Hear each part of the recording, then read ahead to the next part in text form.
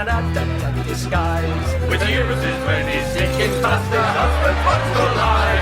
He's slain many a villain, be a dragon, buff or wizard. He's looted chests of all the best of treasures he could find. He's the undefeated champion of adventure, war and passion. And he sings his song as he goes along with a fiddle and a pipe.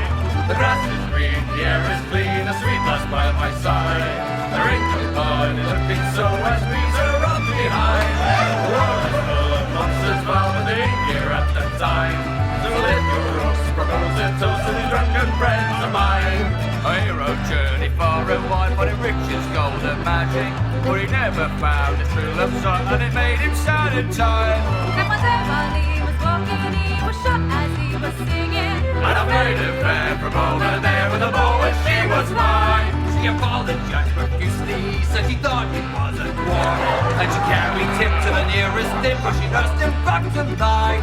Well, it fell in love directly and she married him that night. So the half they have, they cut me up with a song about their time. The grass is green, the air is clean, the sweet lass by my side. There ain't nobody looking so I squeeze her up behind. Hey, the world is full of monsters, foul, here at the side. So lift your rose, rose and toast to the drunken friends of mine.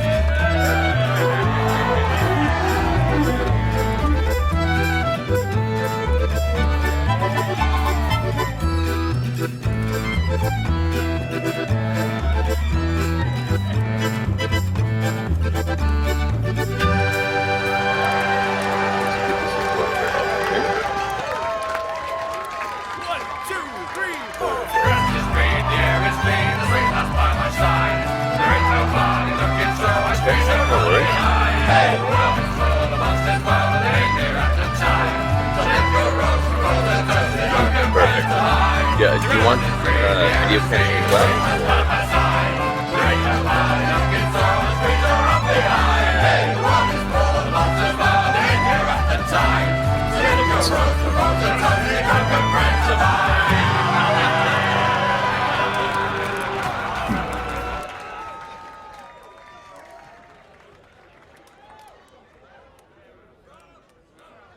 Oh, I was going to say, do you want to do just voice, or do you want to do video as well? And how do I do that?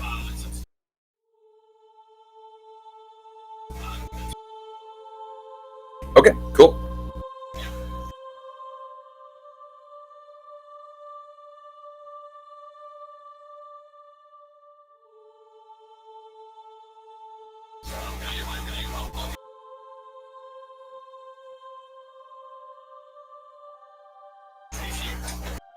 Perfect. I'm gonna grab some headphones real fast. I'll be back in like 10 seconds.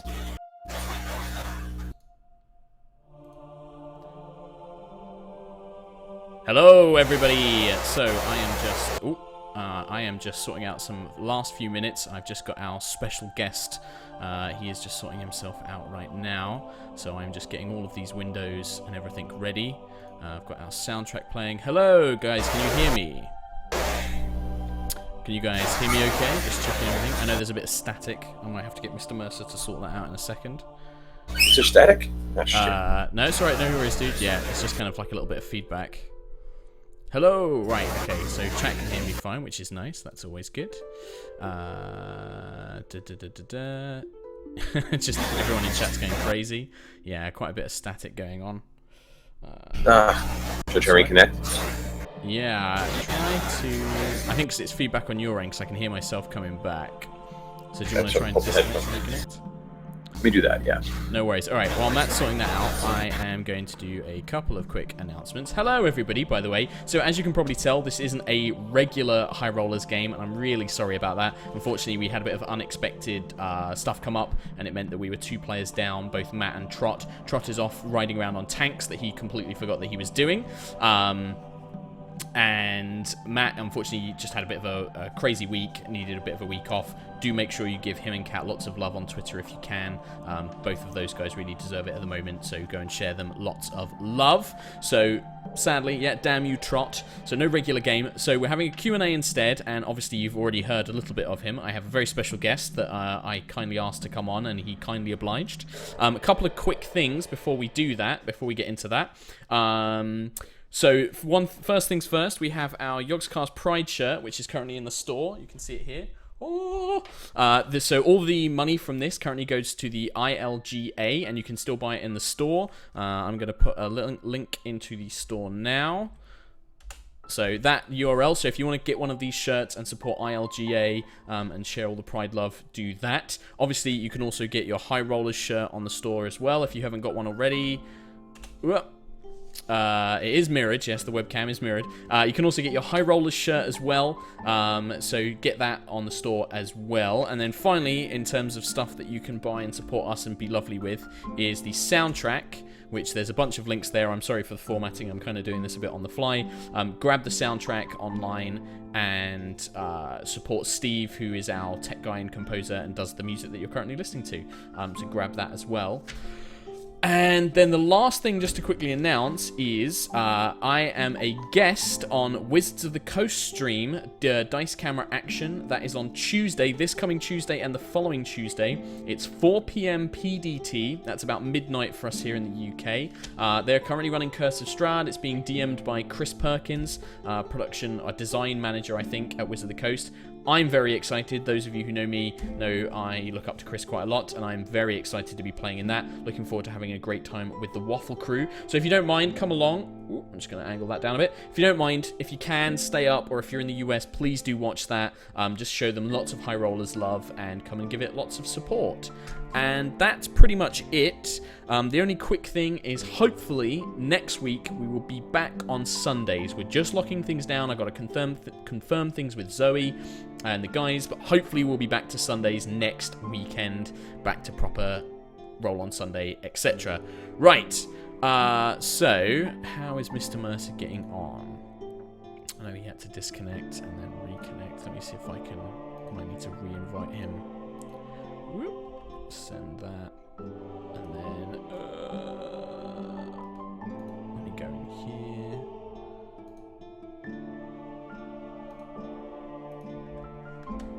Okay. Sorry about this, guys.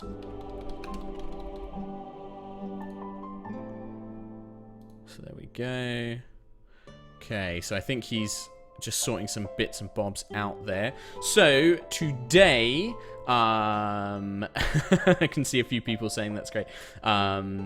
So today, yeah, going to be chatting to Matt Mercer. For those of you who don't know who he is the Dungeon Master for Critical Role, Geek and Sundry's D&D show, a very good friend of mine and a fantastic, phenomenal DM who I admire greatly. We're going to be chatting about all things DMing, creating your own campaigns, creating homebrew content and stuff, and really just having a bit of time to do that.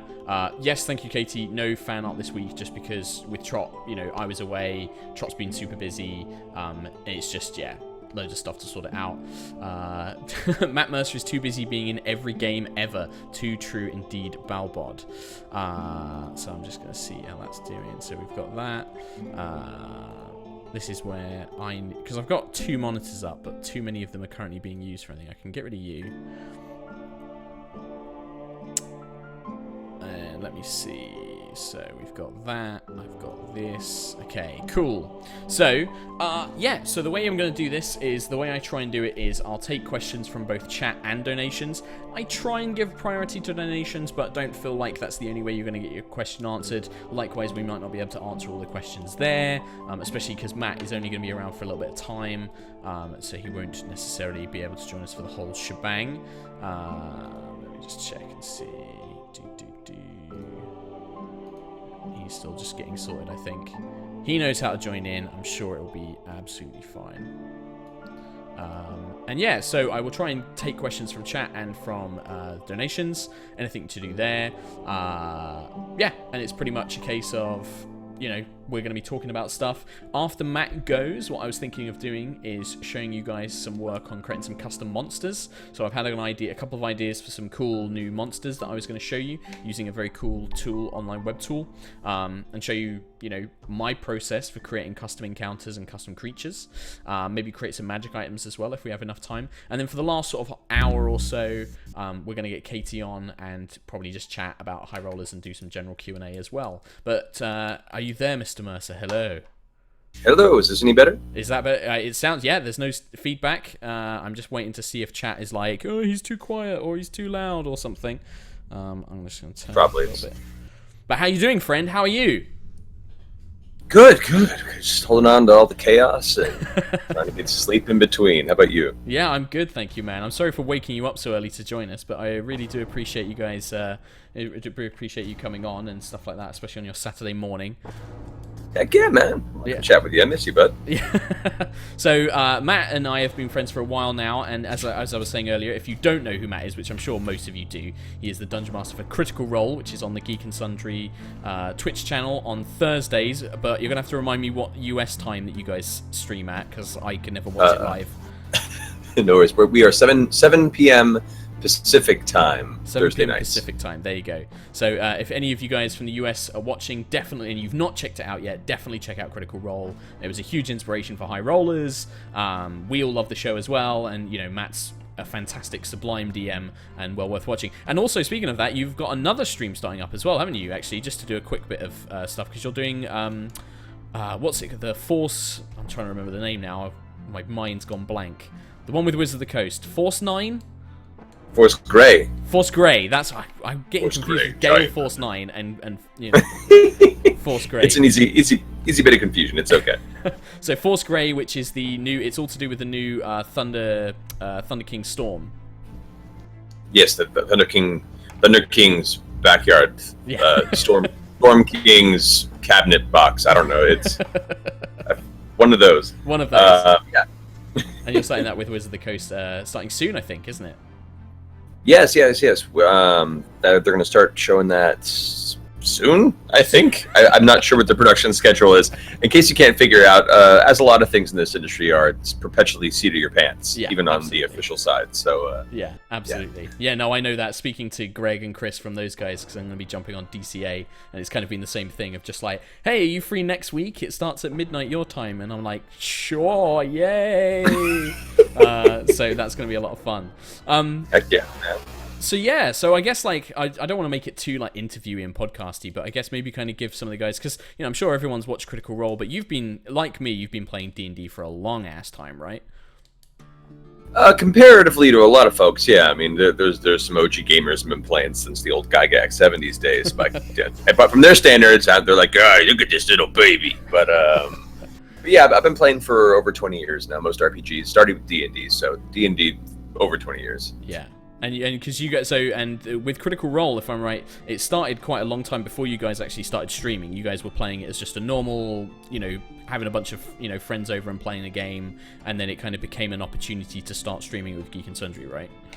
Yeah. We've been playing for 2 years previously, privately. You know, with our adult schedules, we play once every 4 to 6 weeks, but we'd play for like a bulk 8-10 hour session over the weekend. We'd make mimosas at home. We'd be in our pajamas over at Lauren Travis's place, and we would just play to the wee hours.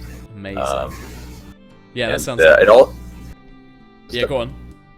I was saying it all kind of came to a head when Ashley was talking to Felicia Day at a party, because she was doing a show for Geek and Sundry at the time called Spooked, I think. But Felicia was like, "Well, you guys should look into doing, you know, a voiceover D&D show. You should do that on our channel." And we were like, I don't know about that. It's kind of our private thing. Yeah. So went back and forth for a few months, and eventually, with the Twitch format emerging, we're like, okay, this seems like we have a format where we can still play and not have to change anything. It doesn't have to be edited down. I didn't want it to be, you know, too presentational. I think the rough edges and the kind of unedited feel of just a bunch of friends playing D&D for all of its blemishes and mistakes was kind of fun for anyone to watch it, and we don't have to do anything. We just keep having fun and playing our game, and that's kind of how it all came together. Yeah, that's pretty, you know, that's the same kind of thing with us. Like, that's always what I've wanted to stress with High Rollers is, you know, it's our regular game. And you know, we get to share it with everybody, and the cameras are on, but we don't act any differently. Like it is just our, you know, weekly D&D game, and then that's how it is, and you know, nothing's set up. And I think that's the magic, isn't it? Right? You know, that's the magic of a lot of these shows. You know, becoming so popular now, and everything else. You know, they're becoming so, you know, visible to everybody, and it's because it's just kind of that little window, that insight into this is what a normal game is like. You know, it's not crazy nerdy or anything like that. This is just a bunch of friends having fun and telling this cool story together. Yeah, it's honest entertainment, which is hard to find these days in some pockets. Yeah. And I mean, we didn't think it was going to take off at all. When we were asked to do it, we're like, I mean, sure, we'll do it. Are people going to want to watch this? I know that exact same feeling. It was the same thing with us. Like, you know, we pitched it, and it was kind of, we were filling out this kind of stream schedule for Yogscast, and it was like, hey, you know, the weekend's free, and I'd been saying, you know, I'd love to do something D&D related, and, you know, being massively inspired by Critical Role, you know, myself and Chris Trott really wanted to do it, and it looks like there's some more static coming through as well. I don't know if you've got anything coming on through there, bro? Have you got like headphones on or speakers? I have headphones on. I wonder if it's me then. I'm trying to figure out why this is coming through as static. 'Cause it was fine for a while, and now it's gone all staticky, and everyone's kind of screaming at me in chat. Let me disconnect and reconnect and see if that helps. Okay. Sorry about this, guys. Sorry about the technical issues and stuff like that. It's always interesting having that. People are saying, can you guys hear that static, or is it just me? Because if it's just me, then it's okay. So it's definitely something you guys can hear as well. I'm sorry. See if Hello. that works any better. Yeah, that seems fine because I can talk, and it's as soon as I start talking, it comes back in. So it seems okay for now. So what was I saying? Yes, I was saying, so we had to fill out the schedule for Yogscast, and it was kind of, you know, there's a Sunday free, do you guys want to do it? And we were like, yeah, sure, we'd love to. And we thought, you know, maybe we'll get a very small amount, because we had some of the, you know, the guys who had their own audience. But, you know, I'd never been in anything, like, nobody really knew who I was. Katie and Matt, you know, the same thing. You know, people knew about us, but it wasn't like we had these following. And we thought, okay, maybe, you know, it'll do okay. And yeah, it just kind of, you know, it became this massive thing, and then now we've got these people that follow us and come and meet us, and for us, like, it's crazy, you know, it's, you know, that's something I'm not used to, and having that crazy following build up, and people just love it, like, they get into the story, and that's I think for me, that's the surprising thing for me, is just how attached people get to the NPCs and the characters and you know, and the world and everything else, and you must have the same thing, like, I mean, you know, people go nuts for, like, Gilmore and stuff like that, you know, people love him, like, you know, that attachment is so strong. It's the craziest thing, and we're still just trying to hold on wherever it goes. You know, it's also interesting. So when something gets any sort of attention on the internet or gets a following, like both of our shows have, a lot of companies start coming out of the woodwork, and they're like, "Hey, so this thing's looking popular. How can we capitalize on this?" And so we've had to be very guarded and very careful. I mean, we've only just started introducing sponsorships to the show.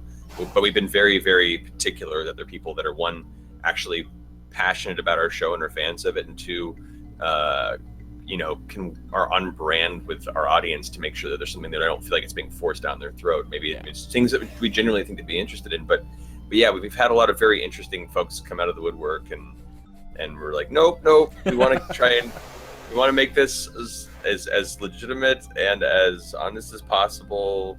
Please back down, weird, creepy roach people from the internet. Roach people from the internet, amazing. So I'm going to ask you a DMing question, because like I thought that would be the kind of fun thing, because, you know, we're both DMs and we've known each other. You know, I think we can just chat as kind of, you know, the things that you do a lot of homebrew stuff. Like, you've started putting more stuff on DM's Guild. You've done the Blood Hunter. You did the Gunslinger archetype, and you've started on your new Maestro one as well, which is up now as well, right? Yes. So what? Because I get quite a lot of questions, you know, on my Twitter and stuff, like people who are looking into doing homebrew and things like that. What has definitely been like? I know what my some of my challenges have been, but what would you say are some of the challenges you've encountered? Like trying to make, you know, stuff, because when you make it for your own campaign, you can kind of be a bit loose with it and you can be a bit rough with it. But then when you actually try and publish it and you kind of put it out there for other people to use, what would you say has been a challenge in that? Well, a challenge with any sort of homebrew content is, one, finding a way that it really strikes as unique and doesn't overlap too much with existing content, especially if you're creating like classes or racial things that archetypes, things that you can do offshoots of elements, but you want to make sure there's something wholly unique or different about what you're putting out there to where it doesn't get lost in the chaos, and people will look at it and go like, yeah, this is a cool addition to the elements of the game that wasn't there previously. And balance is always a learning experience. You're not going to get it right the first time. You're not going to get it right the fourth time. You can only really learn that through experience, through being open to feedback and having no ego, because the community, who knows it better than you do, and they do, will let you know, and you have to be open to that sort of feedback and listen to everyone's suggestions. Not knee-jerk reaction change things, because not every suggestion is going to be correct. There'll be people that be like, oh, this is so broken and OP, and then, and two comments down, this is so underpowered, I'd never use it. And you're like, which one's right? I don't know. Yeah. So you have to let it kind of run the course and be open for feedback. But it's a very naked process of putting something that you put a lot of effort and energy into and throwing it out into the ether and being, hey guys, do you like it? Yeah. So, I mean, man, like when I was putting the Lightborn racial, which was, something I created for Trot's character in HighRollers, and then, I ended up developing it, and I thought, maybe this is something really cool, and I should put it out there. And I remember that first time when I was, like, on the Unearthed Arcana Reddit subreddit, and I was like, oh god, I really want to put this on there, but I just know that everyone's going to trash it, and like, it was so scary to put it on there. And luckily, they aren't like that. That was just me being paranoid. Like, people were like, this works, but this is way too broken, like, because of this reason, and here's the math why it doesn't work. But I really like this, and I like the tone of it, and I like the idea of how this is, keep working at it. And that was great, to get that encouragement. And but I know what you mean. Like, it is scary to put it out there for everyone to kind of, dig into and get their claws in a sense. But it is a very positive and very supportive community. Even if the terminology or the English used sometimes can be a little brusque, it's never really intended that way. We have a lot of very mechanically minded individuals. People that play D&D a lot of times come from programmer and designer backgrounds, or people that are just very numbers oriented. So don't ever take offense to people's responses or feedback being a little brusque. I guarantee you it's almost never intended that way. Yeah, definitely. Yeah, no, it's definitely one of those things.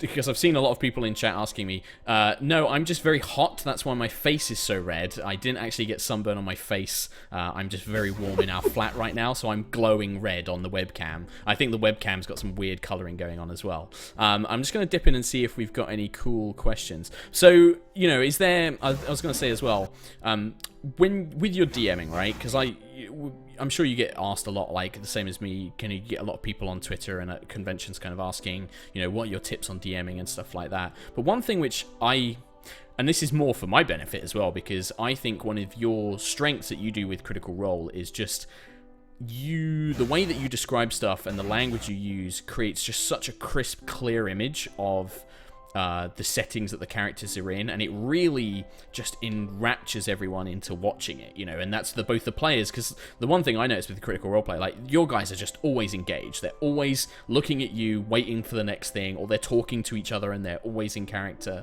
And I know that that's something like a lot of other DMs, and myself included, we want to kind of get some of that in.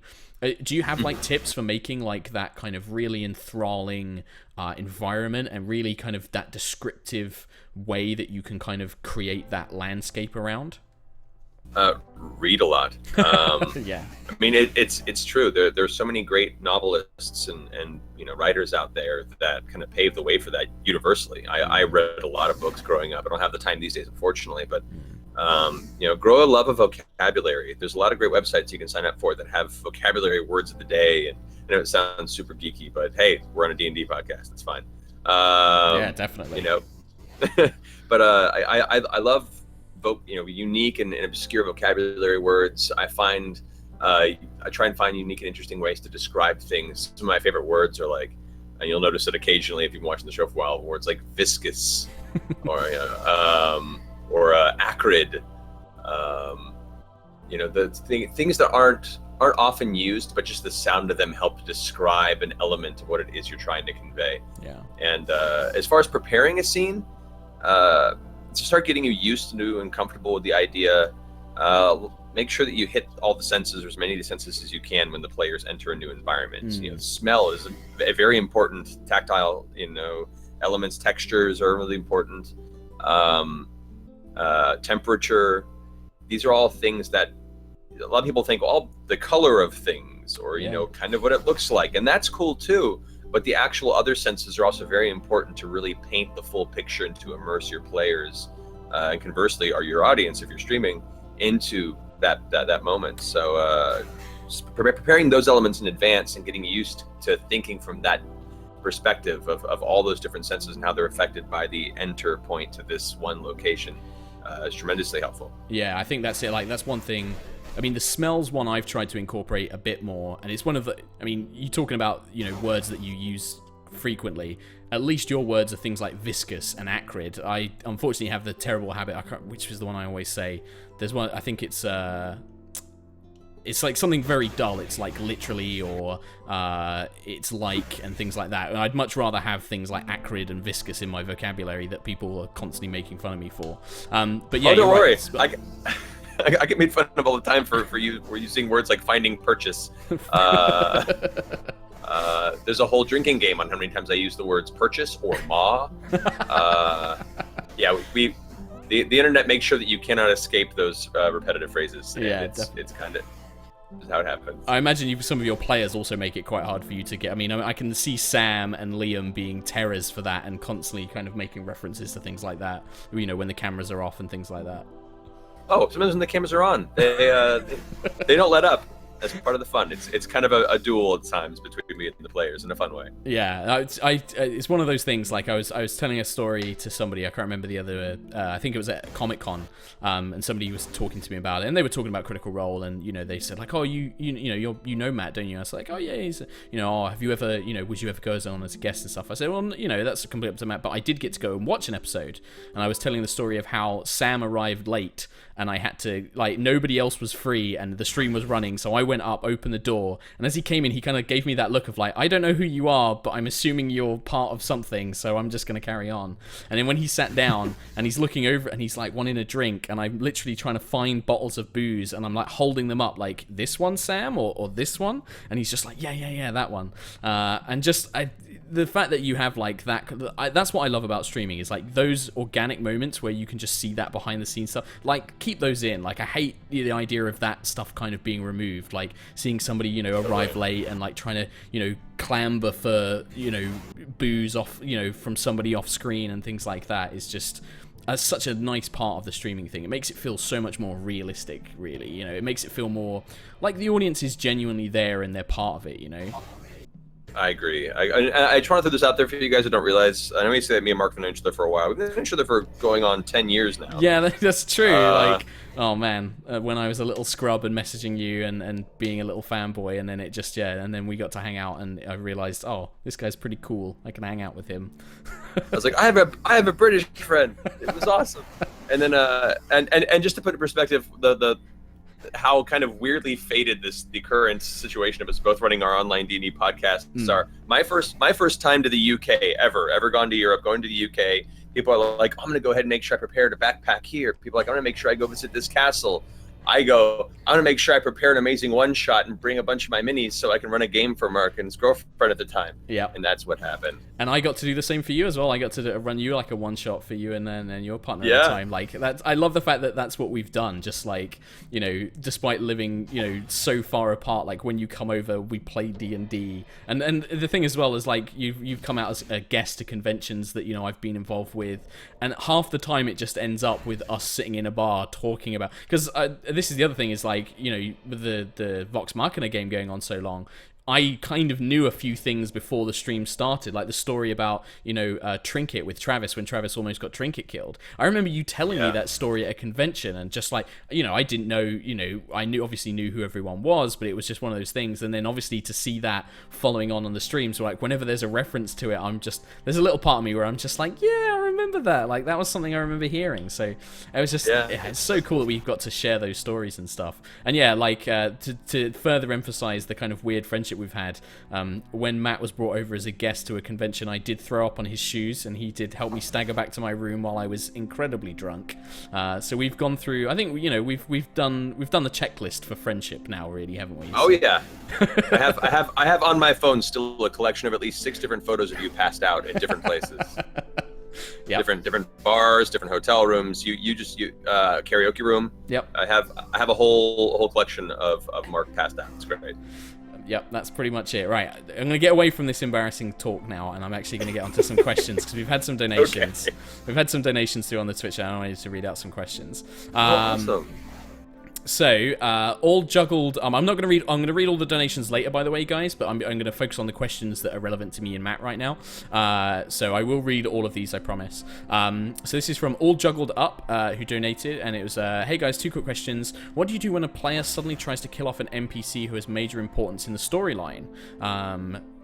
And also, with main enemies and NPCs, do you follow guides for their stats or make whole new character sheets? What's your opinion on those 2 questions?"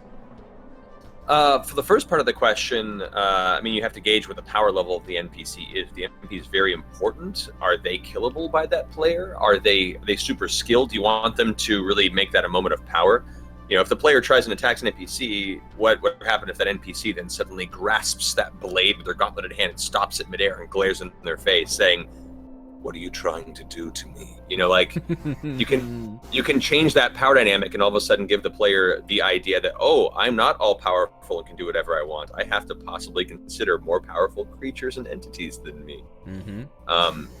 That's a way to do it. There's also the possibility that they don't actually kill them, they attack them. That NPC now is aggressive towards the party or throws them in prison, lets them stew for a bit. They comes back essentially hoping they've learned their lesson, and wants to diplomatically find a way to possibly continue forward with them, although much less trusting, and let that be an important lesson for the party to maybe not attack everyone who could be helpful in the future. Yeah, absolutely. And this is something which the High Rollers crew know is kind of become a bit of my catchphrase, is consequences. You know, if a player tries to kill an important, especially a political figure, like somebody who is working with a kingdom or something like that, or the leader of a thieves guild, or somebody who has, some genuine enough power to be of interest to the PCs, that's going to have consequences if they try and attack them. That's either, like Matt says, going to sully that reputation, and maybe they kind of let the PC stew, but then they do come back, or maybe they just say, well, we're not going to work with you now, and the PCs have to overcome that as an obstacle. And if it comes down to a villain, one of my favorite things to think about as well with Villainous NPCs is, like you said, the power level, but also smart villains have escape routes. They're not just gonna, a villain who is with some sort of crazy cool plan, he's gonna make sure he's got a potion of gaseous form or a scroll of expeditious retreat, something which is gonna let them get away and regroup and come back after the PCs. They're not going to just leave themselves out in the open and just, oh no, you've attacked me and I don't have any way of getting out, So I think, I would let them do it, but consequences and everything follows on from that. And in terms of, for me, with enemies and NPCs, I just give them almost like a monster stat block. I prefer to do it that way rather than a whole character sheet, because it just condenses the information down a lot easier. But I pretty much give them full stats as I need to. I think about their skills and everything else, but I don't know how you do it. I do it in the same way. I have a little Excel template I make that's kind of similar to the monster stat blocks, and I use the player.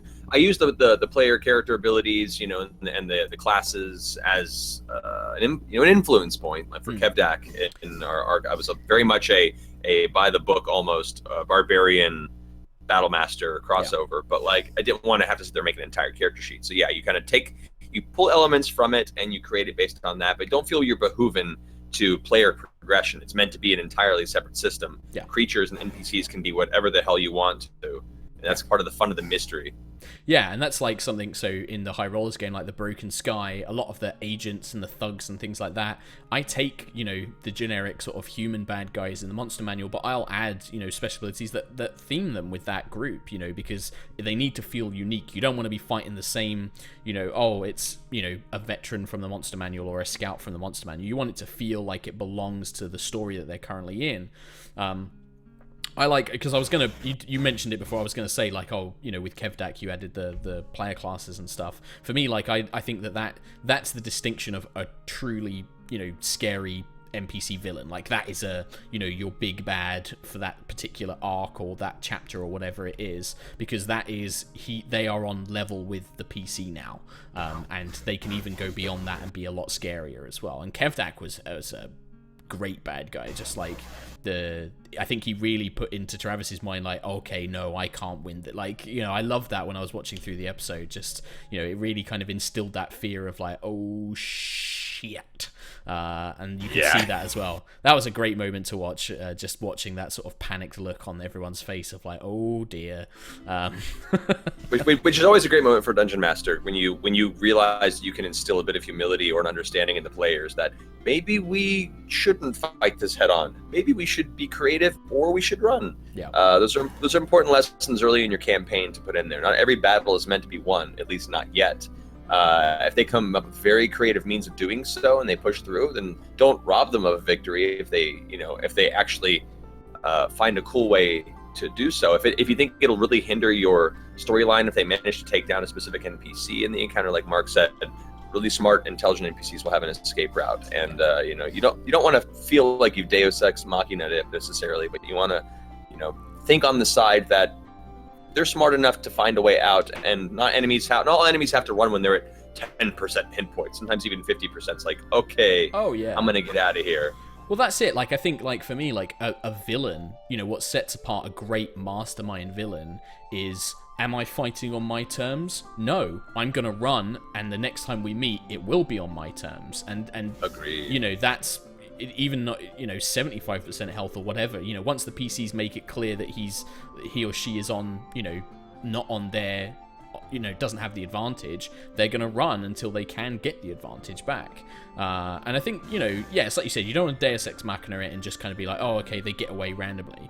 But I think, like, when you create that character or you create that villain, make sure that you have a small section which is just like, if they are out of their lair or they have these items, they would run away to these they have these contacts that they can go to and stuff, and just kind of think through it, because then it doesn't feel like you're cheating them. And likewise, like, if they do, like, if the PCs are smart and they paralyze them, or they do pull off something which means that the bad guy can't get away and they kill it, don't rob them of that, like, because that could almost turn into an interesting story point. Maybe the lieutenant of that bad guy wants to get revenge and does something to follow on and follows up on their plans and stuff like that.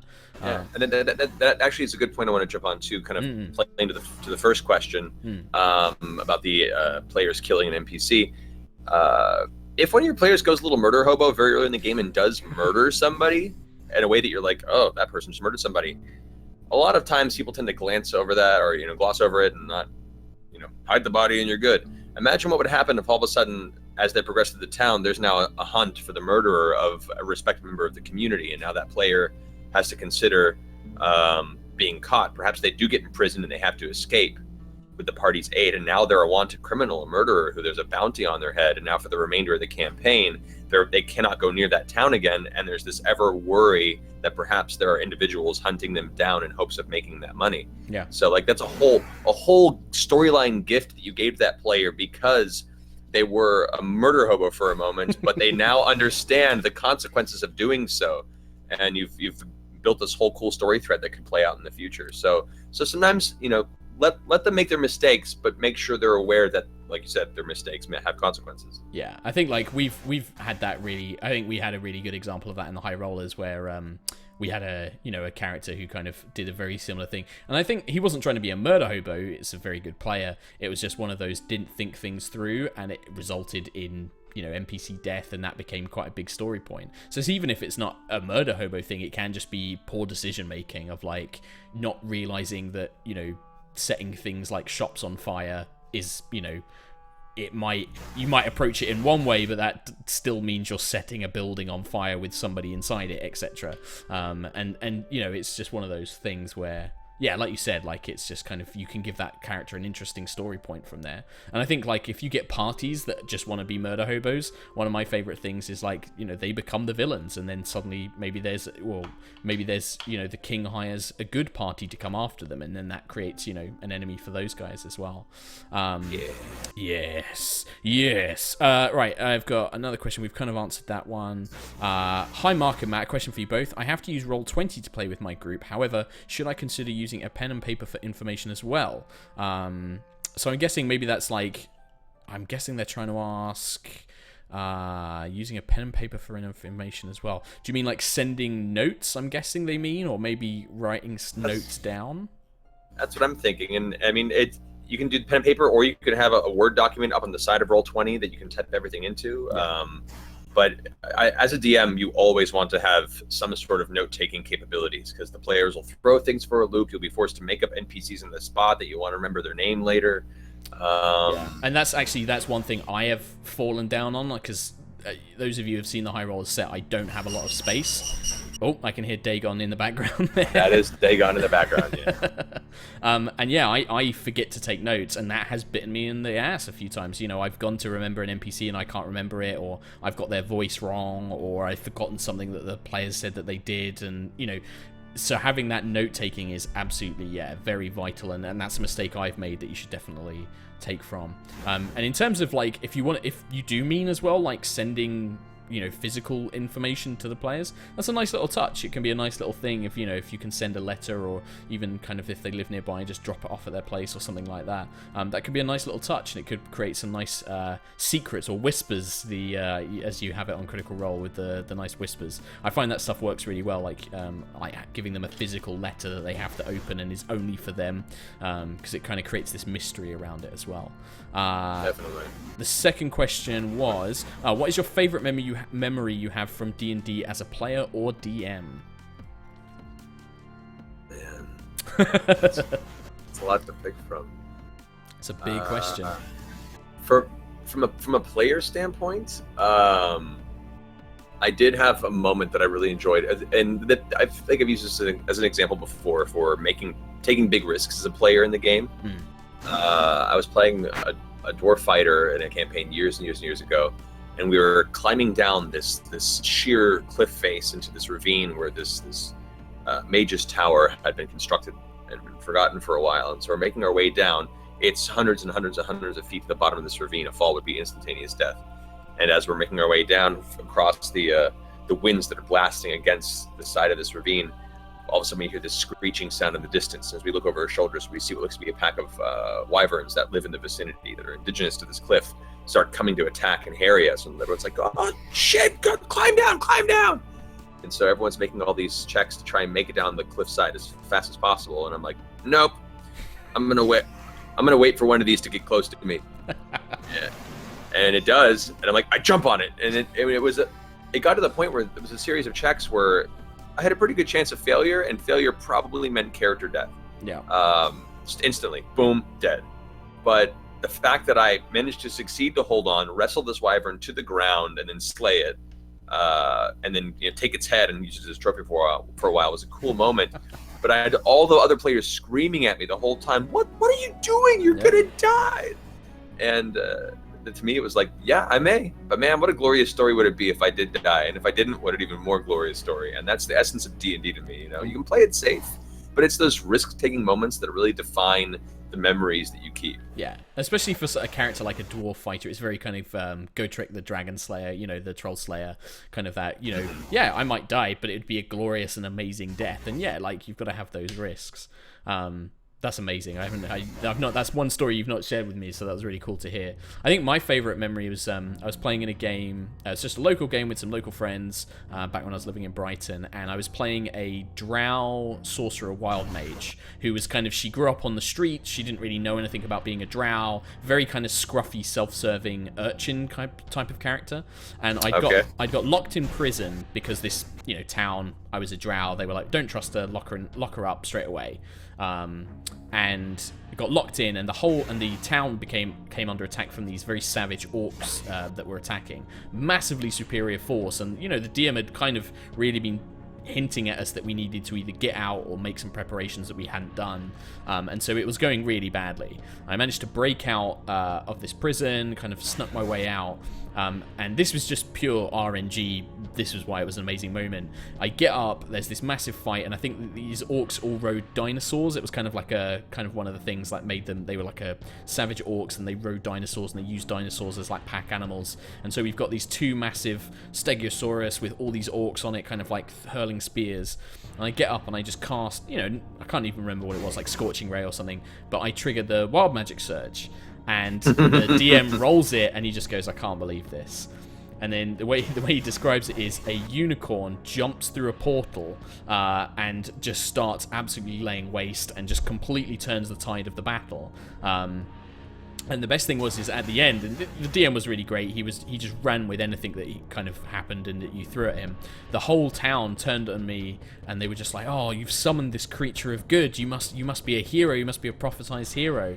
And my character, I just completely went with it. High charisma. I was like, "Oh yeah, absolutely," and just making like deception and persuasion checks of like, "I've come to save you all. This is why I'm here. This is why I didn't punish you for locking me up. You did," and blah blah blah. And it just became like this ridiculously momentous moment, and all the rest of the party were just glaring at me, just like, "You lucky son of a bitch!" Just like, I cannot believe that you pulled that off. It was just great, and that's wild mages are a lot of fun for that sort of nonsense like that. Especially older edition wild mages, where you had the possible chance of just summoning a Baelor at level 1. So that's like, "Hey guys." Yeah, it's just like, "Hey, what's up?" Yeah, so the DM that I was playing with, he had the rule where he used the 5th edition table, but if I ever got the same result twice, or every time I got a result, he crossed it off the list, and then if that result came up again, he got out, I think it was the AD&D, supplement wild mage one, and he said, "I'm going to roll on this, so if it comes up again, I get to roll on the crazy table." And yeah, That's amazing. I know at one point, I don't even know what it was, but I summoned this kind of crazy crawling, you would have loved it, this kind of crazy crawling tentacle blackness that just kept growing, and I summoned it in like some drow city in the Underdark, and it just kept growing and growing, and it just took over everything, and we just left it. We just were like, "Nope." We just teleported out of there and just left it alone. I was like, "No, that's a drow problem now. That's not our problem. Let's just go. Let's just leave." That's amazing. Yeah, it was so good. Like, there was some really creepy shit that came out of that. That's the point. Actually, you love your creepy stuff, don't you? I do. But one of my favorite campaigns ever ran was my Ravenloft campaign back in the day. Which actually, another one of my favorite DM moments in that. There were many in that campaign to creep out the players. But one of my most memorable moments of that campaign came in the final battle with Strahd. And the way that this had worked out was they had gone through the entire castle Ravenloft. They had found their way down into the tomb of Strahd's lineage, of his parents. And they're fighting. It's under the castle. It's cliffside, like giant stained glass windows that just lead out into the ravine to the river below, big drop. And they're battling Strahd. And our paladin, who my player Damien was playing, ended up being dominated partway into the battle, and was fighting for Strahd's side, and he was like so angry and like distraught by the process. Our cleric gets smashed and thrown through the stained glass window, but manages to catch her fingers on the edge, and so she's like trying to get herself back up. And the next in order of the initiative was the paladin, who had failed his saving throw again on the dominate, and so Strahd just stands and points at the cleric. No. And I get to describe to both players how as the cleric's trying to pull her way back up, tears and sweat in her face, blood curling down the front of her hairline, she looks up and gives her hand out to reach for help as the paladin looks down at her, and you see tears in his eyes, and he shakes his head and she says, "I'm so sorry," as he kicks her off the edge, and she goes falling into the abyssal darkness of the ravine. Her body never recovered. That was the end of her character. Man, that's so cruel. And the thing is we shouldn't laugh about this because, the DM is on your side, but what a great moment. Like, oh my god, that's so good. Like, I can just imagine, like, both players just, like, being absolutely just like, no! It was a great cinematic moment, and because it was the final battle, it led to a cool epilogue where I got to talk about how, as part of the landscape of Barovia, there's still people that talk about the ghostly entity of the wandering cleric that is seen occasionally in the ravine, haunting the rivers below. Man, that's so good. Ravenloft's so good. I'm really looking forward to the DCA game on Tuesday with Chris. Have you read much of the new Curse of Strahd stuff? Yeah, I've gone through the book extensively. It's one of my favorite settings, so I love what they did with it. Yeah, and it's like what you were talking about earlier, right? Like, what I love about it is, Strahd's not just some big final villain, like a boss at the end. Like, he keeps appearing, and it's that constant reminder of, like, he is scary powerful, and you can't beat him on your own. Like, you need to find this stuff and help to defeat him, or you're done. And that's just great. I mean, what a great way to kind of just build up that climactic, encounter, to really sell it that this is the big moment. I remember you telling me there was some pretty grim stories from that Ravenloft game. I remember you telling me about like the witch hunter and the blood mage and the crazy stuff that happened with those guys. Some very, very cool characters in that campaign. Yeah. The blood magus in that game started as just a sweet little like 19-year-old college kid who wasn't supposed to come to Ravenloft, but she was obsessed with her professor, who was one of the players, the rogue in the party. And he was an old adventurer who was called to go on this and gather his party of warriors, and she just kind of followed him out, wanting to see where he was going. And by the time that they found out that she was following them, they were already in the mists of Barovia. It was like, well, shit, I guess you have to come with us now. And so she was this bright-eyed, excitable, little wizard who was played, but the person who played them was Kat Steele, who's this adorable actress. She died. She got killed in the resurrection process. Brought her back as a blood mage, but she didn't quite come back right. No. And kind of went feral from that point forward. She actually wrote, this is so messed up. She wrote me rules. She's like, I wrote up some possible rules. I don't know if you approved them, but is it possible that once a month when I'm having my lady time, I get damage bonuses? I'm like, Kat, are you serious, Kat? The thing is knowing Kat, I can see how that conversation, like... This, like, adorable, high-pitched voice. She's like, so I was thinking? You're like, oh, really? Amazing. So, of course, I allowed it. Yeah, of course, Like, when a player comes to you with these, very interesting rules and everything like that, you're like, well, I'm kind of, like, we've kind of got to let this run now. It makes sense, I guess. Amazing. Another question from donation. This is from Tunarth. How far in advance do you work out individual player character story arcs to weave them into overall campaign stories? And how heavily, if at all, have character stories influenced or altered what you originally planned for your main story? Wow. Do you want to tackle that one? Yeah. It depends from game to game, and it depends on how involved the stories that the players get to use. Sometimes players, especially if they're newer to the game, they won't know how much story they want to really impart, and you can get very basic elements like I left town in search of glory and now I'm here, and you're like, all right, that's cool, not a whole lot to build off of, but you can give them time where they can write you more as they get to know their character better, which is a possibility. But I personally love incorporating character elements into the story, whether it be small subplots or larger plots, if it has that possibility in the long run. I actually personally ask players to write about a page of backstory when they create their character before we start playing, just so I can start planting those seeds early in. And in recent games, for those who are watching Critical Role, there are elements of character backstory that were written 3 years ago that they thought were just a throwaway. Just like, this is just an element of my character's history to inform his decisions that have turned into major villain arcs. Percy's whole Whitestone story ended up being a long story arc, and still has ramifications to this day, and it's been really cool to see that develop. Yeah. No, that's going to say, Percy, I think, is a great example of that, of just how that, that backstory can develop into something so much more. I mean, with our guys for High Rollers, so in terms of the main story, I guess the story that I'm kind of weaving with the Broken Sky and Princess Felania and the Republic and stuff like this, that stuff is kind of, I've allowed the characters' actions to influence that, but their backstories are just going to generate kind of their own activities which will link into it. So you guys are about to, we talked a little bit about it, one of the characters, Trelemar, who's this drow, with the other patron, the creepy, not the fiend or the fae, what's the other one? Otherworldly patron. Oh, the great old one. Yeah, the great old one, that's it. God, my brain today. The great old one patron. And so, he's going on this mission to find this artifact of his, patron and everything else. And that was all, stuff from his backstory that's now going to kind of become not necessarily a side quest, because it is going to tie into everything else, but it's something I wanted to explore, and it's going to lead on to more things. And then after that, I want to do something with Elora, who's our elven character, because she's had a story that we've not really been able to touch because it's been so separated from everything else, but I want to have an opportunity to explore that as well.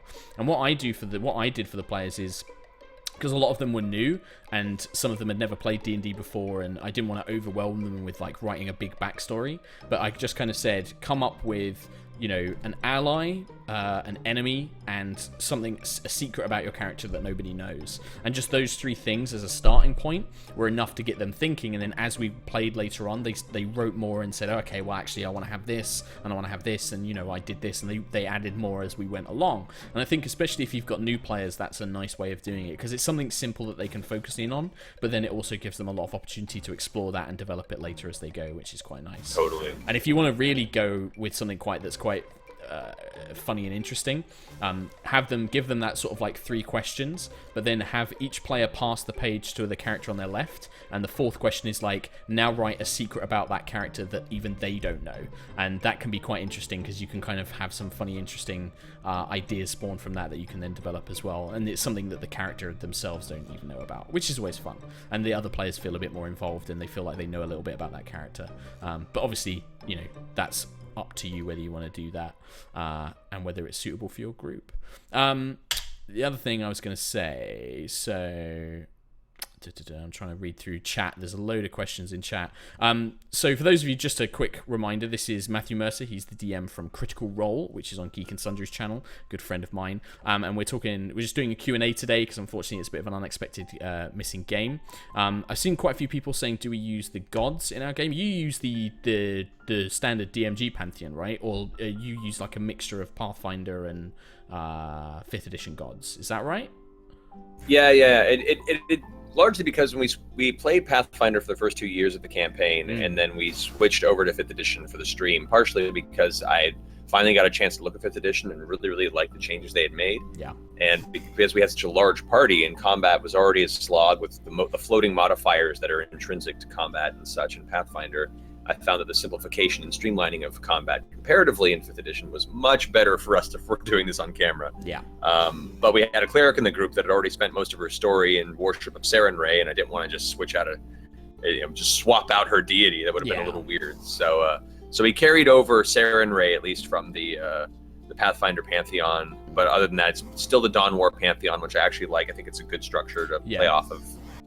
Yeah, same with me. I actually considered writing a custom Pantheon for the HighRollers campaign, but because I had new players and because I knew that there'd be people new to the stream that had never watched D&D before, I figured, actually, do you know what? I'm going to use the Dawn War Pantheon, because then people can look it up and they can Google, Avandra, and they can Google Bahamut, and they'll have a bit more information available to them. And also, it was just a lot less work for me, because Pantheons is pretty complicated when you get down to it, like creating your own, system of gods. It can be simple, but if you want to have lots of different domains and a lot of choices, it can get kind of crazy, and you need to think about how they all connect and everything else. Yeah. Nothing but mad respect for the insanity that is Ed Greenwood and the Forgotten Realms Pantheon. Jesus Christ. That thing is just insane. Like, I still to this day I can name like some of the main ones, but there are so many that I'm like, oh yeah, that's a Faerun god. Oh, God, I couldn't remember them at all. It's absolutely insane. Speaking of Faerun, actually, do you have like you said that Ravenloft's like your favorite campaign setting, right? Mm-hmm. Have you played in much of the other ones? Have you played in like many Faerun campaigns or Eberron campaigns or anything like that? I played briefly in a Faerun campaign years ago, and actually doing this Force Grey Giant Hunters game with D&D, which is in Faerun.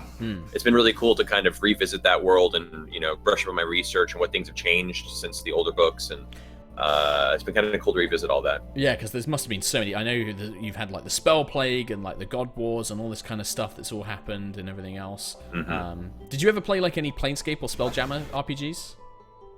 I played Planescape Torment. Yeah, that's my experience as well. Yeah. Spelljammer wasn't really my jam. You mean you don't want magic flying space dwarf ships? No. I like to keep my fantasy pretty standard fantasy. So Spelljammer I can respect from a distance, but it wasn't my thing. Planescape I wanted to play, but I didn't know anybody who wanted to run it, and at the time it was a little too daunting for me to run, because I was still relatively new. I was newer in my DMing lifespan. So maybe one day, if they ever bring back anything Planescape related, I'd love to revisit elements of it. I love Sigil, the City of Doors. I love that whole idea. The Lady of Pain, I think it's just a cool entity, a good perpetual source of omnipresent but silent power. So yeah, we'll see. If they ever bring anything updated out, I'd love to take a look at it. Yeah, definitely. I mean, and you guys, those of you who are in the chat who watch High Rollers regularly know that I am a big fan of Eberron as well, so I'm definitely looking forward to maybe getting some 5th edition more stuff for that as well. I have another donation question. This is from Candid Arachnid. As DM, I want the world to be as open as possible for the players to explore, but also be able to tell a story within a few months of game time. How do I want to do this? That is a tricky one. So I want the world to be as open as possible for the players to explore, but also be able to tell a story within a few months of game time. I guess for me, like, I say this as much as possible, don't make your, maybe kind of set it in sort of one, area in your world. Like, you can have a larger world and if they want to go there, but kind of if you give them a lot of content and a lot of hooks and a lot of stuff that will interest them within, say, a continent or a area or something like that, it will stop having to worry about these huge travel times. I actually find city campaigns really interesting, and if you don't want them to be spending months of game time traveling to and fro, that could be a really interesting campaign, just having this big metropolis city campaign where it's very intriguey, it's very kind of mystery based, lots of kind of investigation and stuff like that, but I guess it's really going to depend on your group and what kind of game they want to play as well. Like, if they want to play the kind of Indiana Jones flying around, maybe just do the kind of Indiana Jones style, like traveling is just like, yep, you leave on the boat and you arrive in the next place and you don't worry about it too much, but I guess that's going to affect in-game time as well. I don't know, that's a tricky question. Yeah, my suggestion would be, and trying to understand what you're asking, preparing story elements and what you think would be a good story versus having the players complete, full reign on their direction and fear of them going completely off the rails and you not being prepared or not getting to the stories you want. I guess try and prepare the few story hooks that you're really excited for, that you think the players really enjoy, and consider them elements like triggering NPCs or involved factions to have multiple possibilities, have different cities or different locations that can all have the same plot hook initiate, just through different factions, different characters, different areas. That way, at least the story can be tailored to wherever they go, which gives them the element of choice to the society and the area that they travel to, but the story hooks that they initiate can be, brought up in multiple different places at different times. So you can still give them the story that you're really excited to present to them, but still also have them drive the story towards that story hook.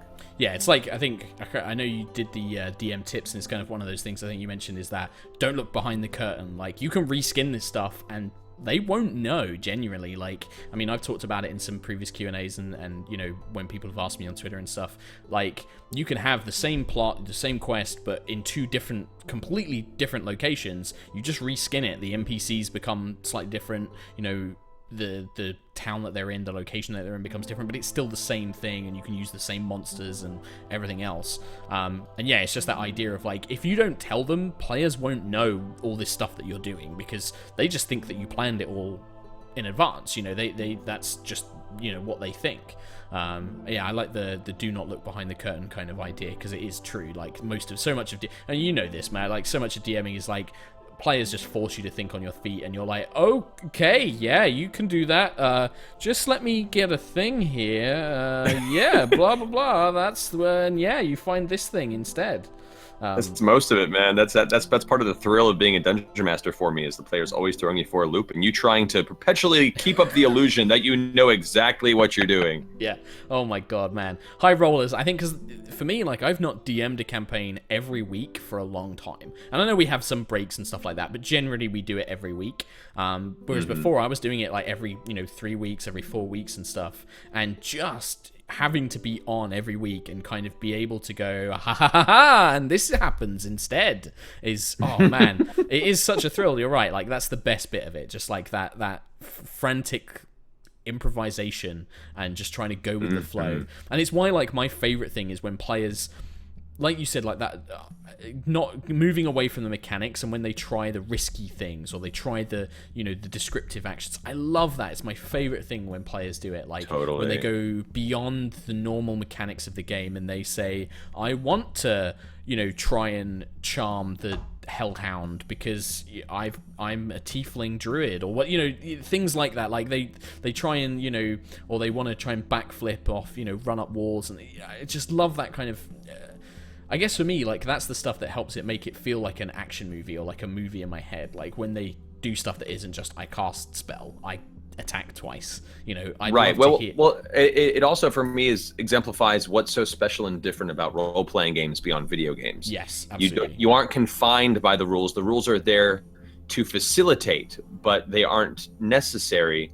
There to give some structure to what is your imagination, and you can play with it and you can go beyond it as much as you like, and they often do. And that's like, those moments to me are some of the most memorable. And that's how you sell it. That's how you sell D&D as well. Like so many people now, you know, I think thanks to, you know, Critical Role and, you know, Dice Camera Action and High Rollers and YouTube stuff, like I know Rooster Teeth have just done their Heroes and Halfwits as well. It's showing people that this is why RPGs are great, because there are no restrictions. There's no invisible walls in this world. There's no, well, the game won't let you equip 2 weapons, or it won't let you equip the chair as a weapon. You know, it won't let you set the dwarf's beard on fire with the, you know, the bottle of booze that he's drinking out of. You can't do that. Whereas in D&D and in any tabletop RPG, anything goes. Like, you can do all that stuff.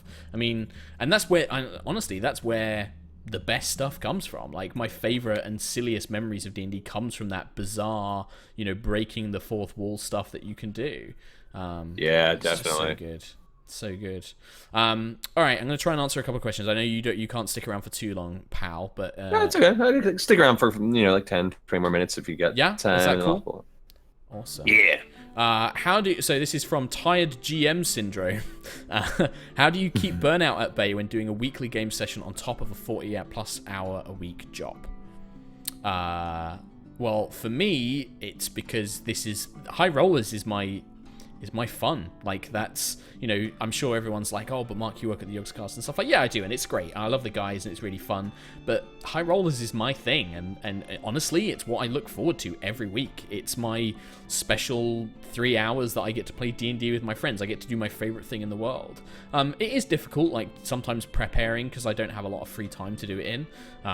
So sometimes it is kind of like a mad rush on a Saturday morning where I'll get the notepad and I'll just write down ideas, and it's like, oh god, what are we doing this week? Oh yeah, they said they wanted to go here, and there's a dragon in there, and he's nice, and he sends them to do a thing. You know, it's just like that kind of manic scribbling. But, you know, I guess it's just having cool friends, and I really enjoy it, and we don't take it too seriously. That's another thing which helps me as well, is I don't have to worry too much about the guys, like, being assholes about it. You know, if a particular week is a bit random, they're not going to bust my balls about it, which is nice. It means it's relaxing. And I suppose it's weird, but to send it over to your way, Matt, like, it must be weird for you, because it's not like you have a regular 9 to 5. Like, you've got to balance the voiceover stuff and then doing the D&D stuff. Like, how does that work? Like, do you have a lot of free time, or is it more like you're in auditions and while you're waiting, you're scribbling notes down? I have no free time these days. This is a very valid question, and it is something that I don't suffer from burnout because I'm very careful. I'm worried that that's always a looming, you know, it's always a looming worry of mine. Yeah, because it is a lot. But for me, it's one. Make sure that you talk to your players after the game and you know, ask them what they liked, what their favorite moments were. It really helps to reinforce the joy that you have during the game, hearing the joy it brings to others. It's one of those things where when the players get excited telling you about their favorite moments, you realize, okay, this is worth it. And if it does get bad, if you start really feeling like you're getting close to burnout, then take a break. Yeah. Unlike me and Mark, who we have the internet going, when's the next episode, assholes? You can just walk away for a while. You can take a break, or you could ask another player to run like a short-term campaign of another system as like a palate cleanser, and then come back when you're feeling right and ready. Don't feel like you have to push through burnout, because then you'll really burn yourself out. Nobody wants that. Absolutely. And that's the benefit of like with Wizards putting out like the modules like Storm King's Thunder and Curse of Strahd. Like you can pick up a book and you can ask a friend to run that for a couple of weeks, and even if you don't go back to it, like it's still a nice breakaway. And it's actually that's going to lead me into a question: how much do you miss being a player, Matt? I do miss it, just because there's something really cool about going to a session, not knowing what's going to happen, and having just a small bit of agency and power within the larger narrative that you kind of create with other people. So yeah, I do miss being a player. I miss having a progression of a character that I get to develop and see pass through. But as a dungeon master, at the same time, I have so much different kinds of fun on the other side of the table that I don't miss it so much where I feel like I need to step away from it. I love crafting these stories. I love being in the place where I'm the connecting thread of everybody else's input. I love building the playground for everyone else to play in and watching them do so and smile as they do. Like, to me, it's so fulfilling and so rewarding being a game master or a dungeon master. So while I do miss being a player, comparatively, I don't feel like I'm being shafted or like I have to be the dungeon master. I genuinely really enjoy it. Yeah, it's the same for me. I kind of have that. I mean, I'm quite lucky in that every now and then I get to be a player in like one of the guys from work or run a game or things like that, and I get to be a player in that, which is nice. Like, I get that nice balance where I actually get to take a break now and then.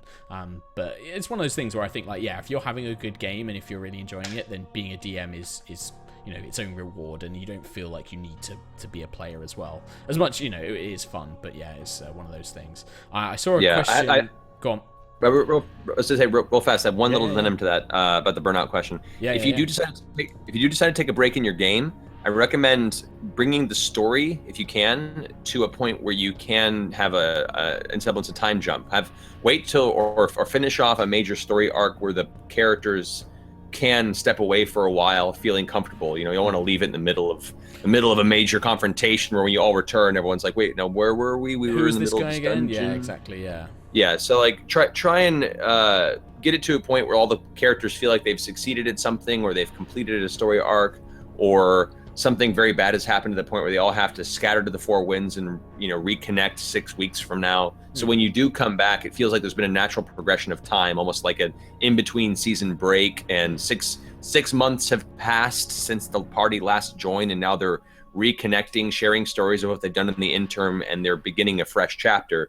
It makes the narrative transition feel more natural. Very Dragonlance, Autumn Twilight there. I like it. The whole totally back together again. No, that's a good point. I hadn't really considered that, but I suppose it's a good kind of thing that as well, like it offers them an ability to do a lot of downtime activity without taking up game time. Like, guys want to buy magic items, you want to craft magic items, sure, just email me and we can work that out and make the checks or whatever. Totally. That's something which actually it's a good idea. Like you'll laugh at this, Matt. I am LARPing again, and the LARP system I'm part of, that's between events, because there's like a 6-month downtime from like the last one to the first one in the year.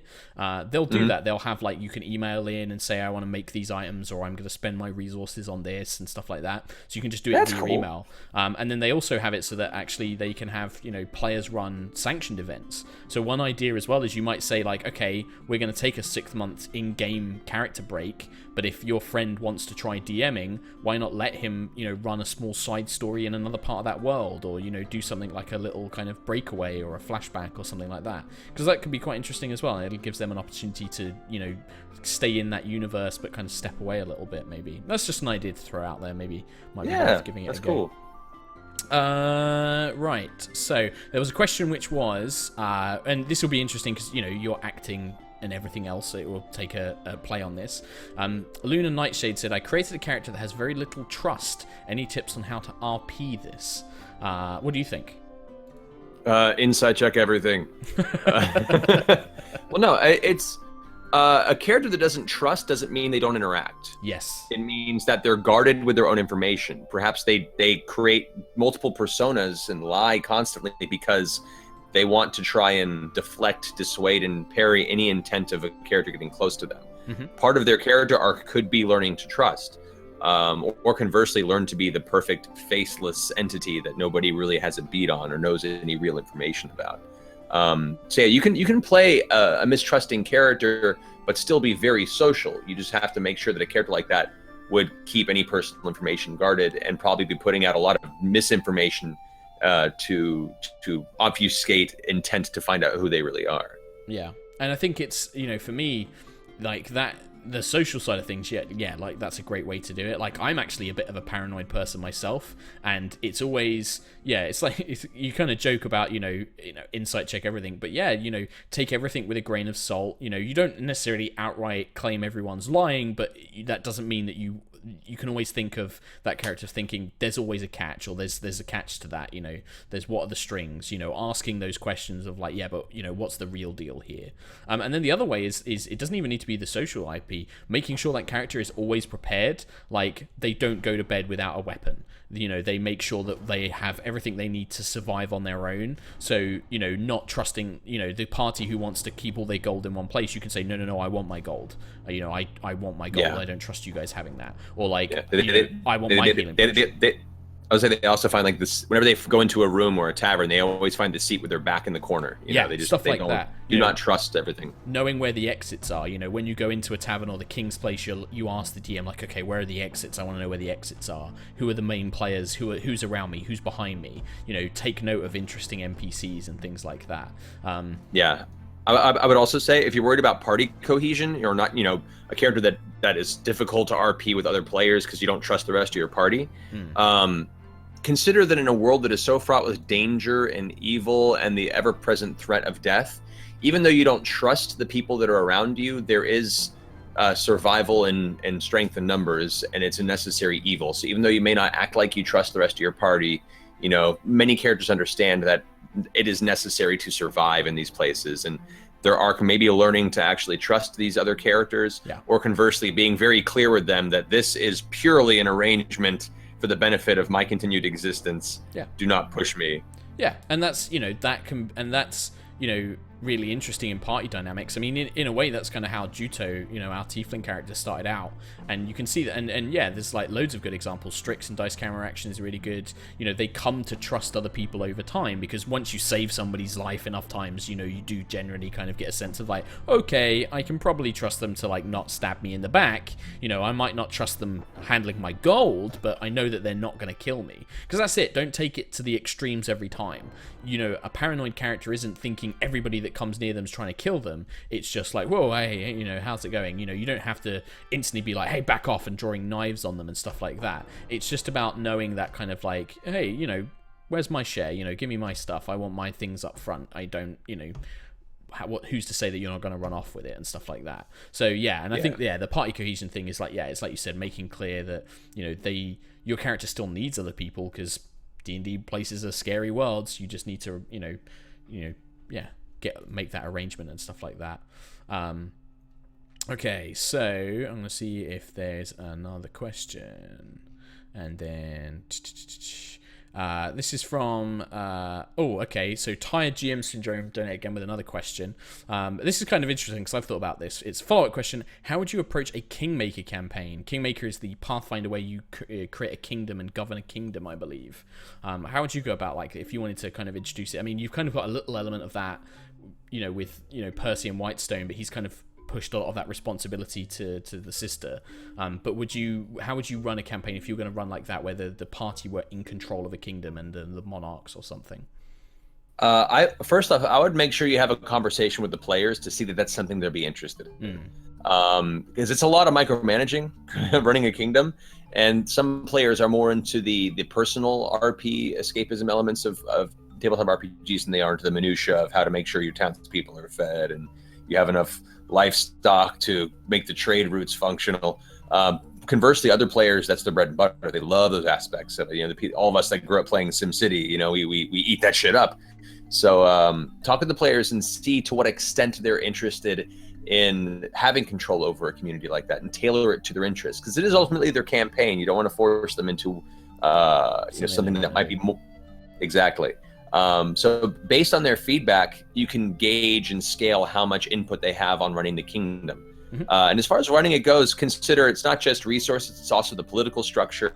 Part of the fun, and can lead to a lot of story hooks, so them trying to keep the peace between a new emerging, possibly corrupt, mercantile faction that has come into town, but they brought a lot of prosperity and a lot of foreign goods in, and you start discovering that perhaps there is some underlying cult aspect to it, or perhaps they're actually the good guys, and the existing merchants that have run your city have been undercutting and largely feeding off the bottom of your structure for a long time, because a lot of good political struggle hooks you can play into there. But as far as actually running a game, make sure you don't get in over your head with the minutia. Make sure the players and you have a conversation about how much they want to be involved, and don't build too much of the detail at the very beginning. Let it kind of evolve. Otherwise, you may end up writing yourself into insanity preparing for it. Yeah, and what I'd say as well, talk to the players, because not every person in the Kingmaker campaign has to be the role of the king. If you've got a player who loves combat, you can put them in charge of, you can have each player assigned that kind of royal court role, and have them, he becomes the military advisor and is training troops, or is the bodyguard and has to protect the player king from assassinations, which might happen regularly or not regularly, and what are they going to do about that? If you've got a player who loves the social side of things but doesn't like the minutia, maybe have them as the diplomat, or maybe they're the king and you have the player who loves the minutia as the quartermaster. And it means that it creates that team element again, where instead of having to work together to fight monsters, they're having to work together to achieve all of these different roles that each of them individually might not particularly want.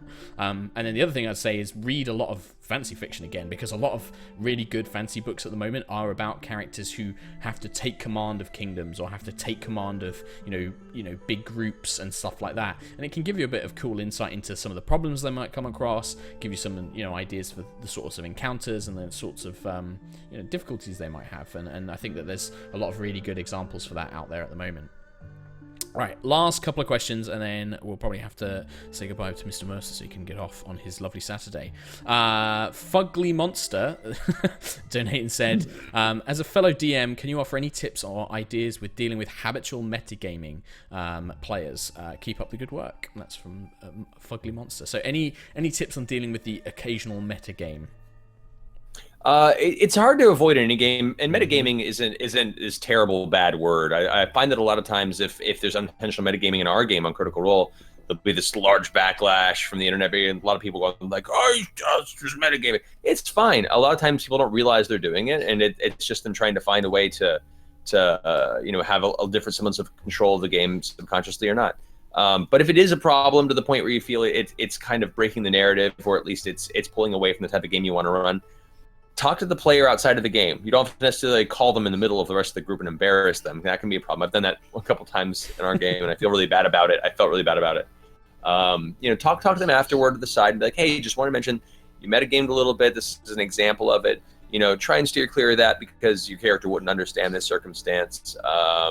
Be very cordial about that. If it becomes a continuous problem and it's just their play style, what they know, then maybe you have to have a more serious conversation with them. And if it's really, really bothering your game, then maybe see if a friend of yours is running a metagame heavy RPG and they want to hop over to their ship. I don't know. No, I think that's really fair though, because at the end of the day, like, everybody's got to be having fun. And if you've got one player who is heavy metagaming and nobody else wants that in that particular game, you gotta have that conversation and be like, hey, maybe this isn't the game for you, man. Like, I'm really sorry. And obviously you want to try and keep those friendships, but it's just one of those things where not every game is for everybody. I mean, metagaming is, I completely agree with you, Matt. Like, it's one of those things which is kind of demonized, but it kind of happens with everybody. I'm guilty of it, and it's mainly because I'm a dungeon master, and I can't help but little bit of bleed comes through when I fight a rust monster.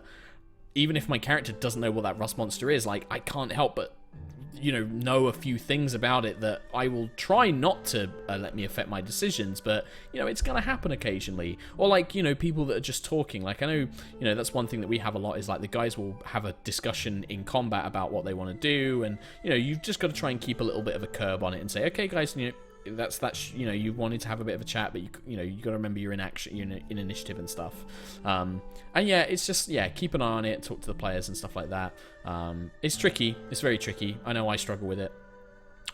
The other thing as well is you can play around with it. Like, I know a few people have tried to say, like, because in our game, Matt, Kim, who plays Juto, she likes to write down the amount of damage that is dealt to a monster as it goes. And she's not doing it to try and power game or anything else. She just likes to keep track of it, and it helps her understand, how much has been done and everything else. It's just like a comfort thing for her. And so people are like, oh, isn't that metagaming? Like, why don't you stop? And it's like, because Kim doesn't know how much HP these monsters have. Yes, the monster manual might have it down as having 56 hit points for this, troll or whatever they're fighting. I can make it 62 hit points if I want it to, or I can make it 43 hit points if I want it to. I can change the stuff. Yeah. So they don't know, and that's why stuff like that's okay. Like, that's almost, it sounds like it's being a mean DM, but if a player is doing that quite a lot and is like, oh, don't attack that chest, I know it's a mimic because of blah blah blah blah blah, then maybe it isn't a mimic, or maybe it's a mimic but it acts completely differently. Maybe the troll doesn't have regeneration, maybe the fire doesn't stop the troll's regeneration but cold does because it's a mutated version or something like that. As long as you can set it up and you can give them visual and audio clues on why that stuff isn't the case, I think that's fine. I don't think you're being mean. You're just kind of playing with the world. Not everything is template, It's fun to surprise your players that way, especially players who've been playing for a long time who know all those tropes, like you said. I love to customize creatures. I love it because it keeps both our players and the audience on their toes, because you have a lot of the classic gamers like, I know exactly what this does, and then you say, and then all of a sudden it grows a third tentacle, and the people watching are like, wait, what the fuck? Yeah, that is one of my favorite mechanics with building custom monsters, is the phase. I call it the phase build, or the MMO phase boss, where it's like, they're fighting the troll and they're like, okay, we've, as soon as it deals 40 points of damage to it, the troll splits open and like a giant black humanoid form emerges, spreading ichor all over the ground. And suddenly they're like, what the fuck is this? And they have no idea. And like, that's one of my favorite mechanics to have with monsters, is that, because I think as well it changes the encounter dynamic. Is like, you think one thing and then suddenly as it gets halfway through it changes. And it doesn't even need to be monsters as well. I did a really cool fight where it was in an Eberron campaign, and the party were fighting on top of they were fighting on an airship, fighting a bunch of enemies or whatever, and they were fighting another airship, but I had it so that every time the airship had to bank, it slid the entire battlefield, like, down to one side. And then as more, you had creatures that were teleporting in, and it just kept that pacing of the combat encounter interesting. It meant that the PCs weren't just like, okay, well, I'm going to move up, I'm going to attack, I do this much damage. Like, suddenly they were like, well, no, I don't want to be on this side of the ship because I'm going to fall off. I'm going to move to this rigging where I can at least hold on. Or, oh no, these three guys have just teleported in and they're attacking the helmsman. If we don't stop them, then who's going to fly the ship? But we've got these guys down here to deal with. And just creating those situations and those that changing of pace can make such a difference to combat, especially if you find that your combat's getting quite stale and sluggish. Having something like that change is so good. And the monster phase, I mean, that, I think for me, like when I was doing a lot of 4th edition campaign stuff, and now I need to do more of it in High Rollers, look at good MMO boss encounters. Like, the guys that make boss encounters in MMOs, they really think through what makes an encounter interesting. I was quite lucky working on WildStar. Like, I got to speak to the dungeon team there, and they had some fantastic boss fights, and it gave me so many great ideas for D&D encounters. And so look at games like that and see if there's stuff that you can take from it and think, oh, this is really cool. Have the fall giveaway. Have, change the verticality of an encounter as well. I know you do that quite a lot, don't you? You've got like a lot of, flying creatures, or you change the heights and things like that, and it just makes the players think. It just makes the players think, right? It makes them think. Suddenly they can't just move up to something and hit it. They've got to think, well, how am I going to get up there? How am I going to fight this thing? That stuff's that makes it really interesting. I will also put in there from the metagaming standpoint, Dungeons and Dragons started back from chainmail. It started from what was technically a tactical Diablo. It was about kicking open doors, killing shit, taking its loot, next dungeon room, and that's where it all began. There are players out there that run games that are just that are very light in role-playing and are all about, you can metagame all you want. Everyone's just excited about the tactical aspects of being the most efficient dungeon-clearing team ever. And so, if a player is in that groove and it's not really jiving with your play style, there are games out there that run like that perhaps they'll be happier going towards. So you don't have to be like I'm firing you from our party, but more like, perhaps we can work to try and find you a game that better fits your play style that you'll enjoy more because it's exactly what you're looking for out of this. Yeah, definitely. Cool. All right, man. Well, do you need to head off? Like, I know you said you needed to get on. Let's do one more question. You do one more question? Okay. one more. Well, if you can do two, because there was somebody who wanted to know something specific about your Blood Hunter. Let's do two then. I'll do two. We'll do two. So Zert Donny said, for your Matt, for your Blood Hunter lycanthrope class, what type of lichen would Drow most likely have contracted? Ooh. I mean, that's a really cool question. It depends really how... If the Drow travel much beyond their actual society. I mean, lycanthropy generally tends to come in the form of surface creatures. Yeah. It does make me want to make a werebat now, though, because that would be pretty cool. That would be pretty badass, actually. And lycanthrope bats. Werebat's cool. I mean, my first instinct was werebear, because you consider the cave-based creatures. Those are a little closer to like the few raids that may happen from the Drow outside of their subterranean environment. Yeah. Or were-rats really, maybe as well. Were-rats also very much a possibility. I designed them to be a pretty standard template, because it would have been super complicated to go ahead and make it for all possible strain of lycanthropy. Yeah. So the basis I have now is just a blanket development, and the type of lycanthropy is more of a flavor text, but you and your DM could definitely customize based on your specific form of lycanthropy you want to, and that's more of a discussion with your DM to what type of creatures would exist in their version of the Underdark, and are any of those able to be tailored to a strain of lycanthropy, and then from there you could customize. Well, it's also the case of, you've got to think like a Drow player character is going up onto, in most cases, is going to the surface or has been on the surface for long enough that they've, picked up a class or they've done something in their background. So that could also be part of it. Like, I don't think you need to even think about limiting it, because, you could have had that Drow character comes up to the surface and is encountered by, a werewolf pack or something like that. You've got to think that, a Drow PC doesn't have to have spent all of its life in the Underdark and has only recently come up. It could have been up on the surface for a while. I think that's something you can really play around with. But I think talking to the DM and finding out what would make the most sense in that situation. However, I do now want to try and stat up a werebat. I think I'm going to work on that at some point. And then, the final question. This is again from Tired GN Syndrome. Which is really cool. I kind of like this question. It's a really interesting one. Opinion on giving players the chance to be villains now and again. Example, in one of my current campaigns, the group has reached a city and one player was replaced by a doppelganger to spy on them for the city's government. So yeah, the question is like, opinion on giving players the chance to be villains now and again. What do you think? I mean, as long as it doesn't break the narrative too heavily, hell yeah. That sounds like a really, really fun experience from a player. Yeah. You just the consciousness comes in there of making sure that it's not the type of villain story that would break the party cohesion, or conversely, the player who's playing the villain wouldn't be butthurt if their character got murdered by the rest of the party. That was going to be my thing. Is like, you've got to, as long as that player understands that they're very likely to either be killed or imprisoned or basically otherwise taken out of the game. That's kind of, as long as they've got that understanding, that should be fine.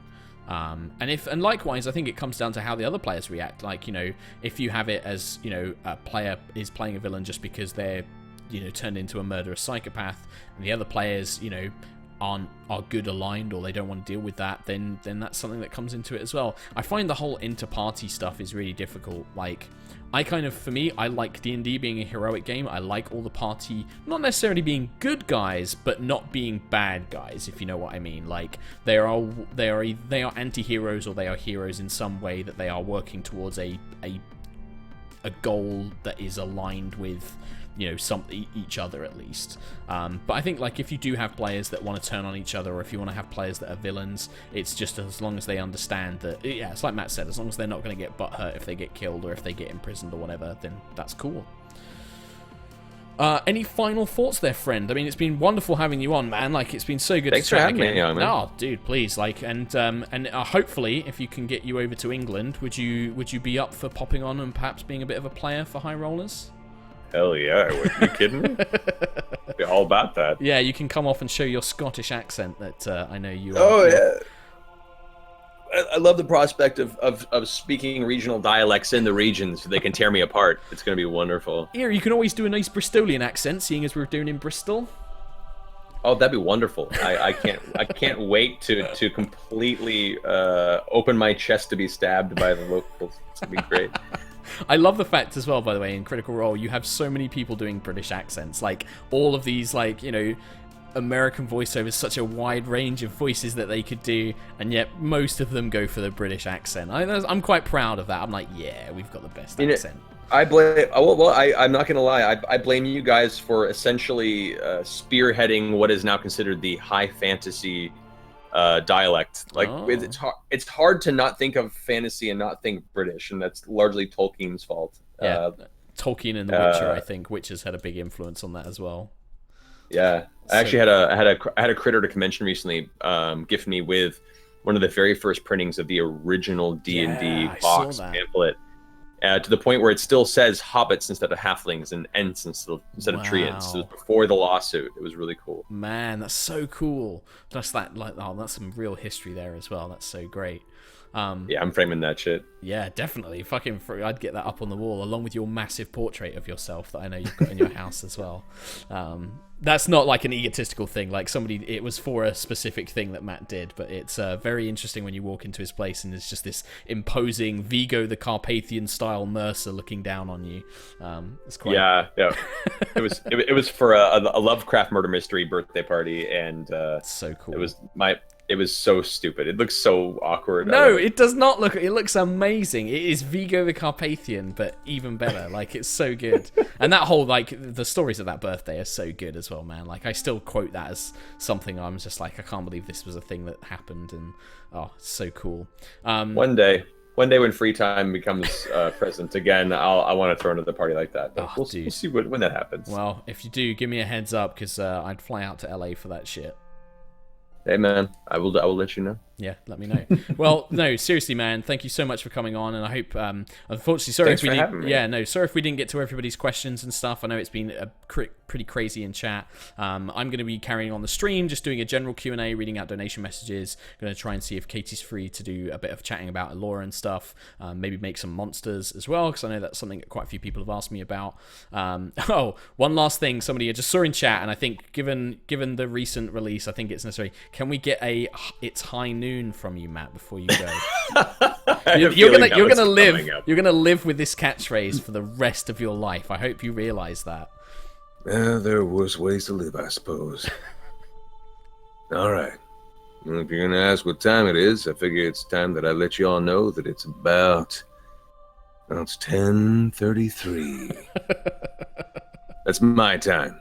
But at all points, somewhere in the world, it's high noon. Marvelous. Clap, clap, clap. So good. Oh man, it's so weird playing Overwatch and hearing you, like, every time somebody plays McCree. It's just like, god damn it, this guy. So good. No, seriously. Well, dude, Mark, go on. thank you so much for having me on, man. It's a blast chatting with you guys. Got some good questions in this morning. Yeah, no, absolute pleasure, my friend. Always a pleasure to hang out with you. And yeah, next time you're in the UK, we're definitely going to get you down, get you on High Rollers, and just chill out as well. And yeah, and if I can get out to the LA, I'd love to come by and hang out with you again, as always. Hell yeah, awesome. Let me know. Awesome, thanks, buddy, and yeah, good luck. And we're all really excited for more Critical Role, and pretty much all of the High Rollers community now watches it as well, so we're all eagerly awaiting the next episode. So oh man, yeah. Well, I haven't seen I haven't seen the latest one. I've not been able to watch the latest last 2 episodes, but just because of time. But yeah, very much excited for it. And is it Thursday yet? Indeed, I just saw that in chat. Cool. Yeah. Seriously, man, thank you so much, and hopefully maybe we can get you on again some point in the future. Definitely, I'll be around. Awesome. Take care, guys. Thanks so much. Cheers. Thanks, buddy. Alright, so, sorry about... Alright, now I'm back. Now that my pal has gone, I can focus on what I'm supposed to be doing, which is my job. That was Matthew Mercer, DM for Critical Role. Really awesome friend of mine and a cool guy. Hopefully you got some cool, interesting answers to your questions. Once again, sorry that it's not a regular stream this week. Just very unexpected. That's why we're not having a normal session. But we will be back, normal session, next week. And to give you a bit of insight, it's going to be kicking off. We're going to start on the story involving Trelemar and Trelemar's patron's request to find a ancient mask of power. The first couple of sessions, and this is kind of not spoilerific, but just to give you guys a heads up, the first couple of sessions is definitely going to give you guys a lot more lore into one area of Talisval.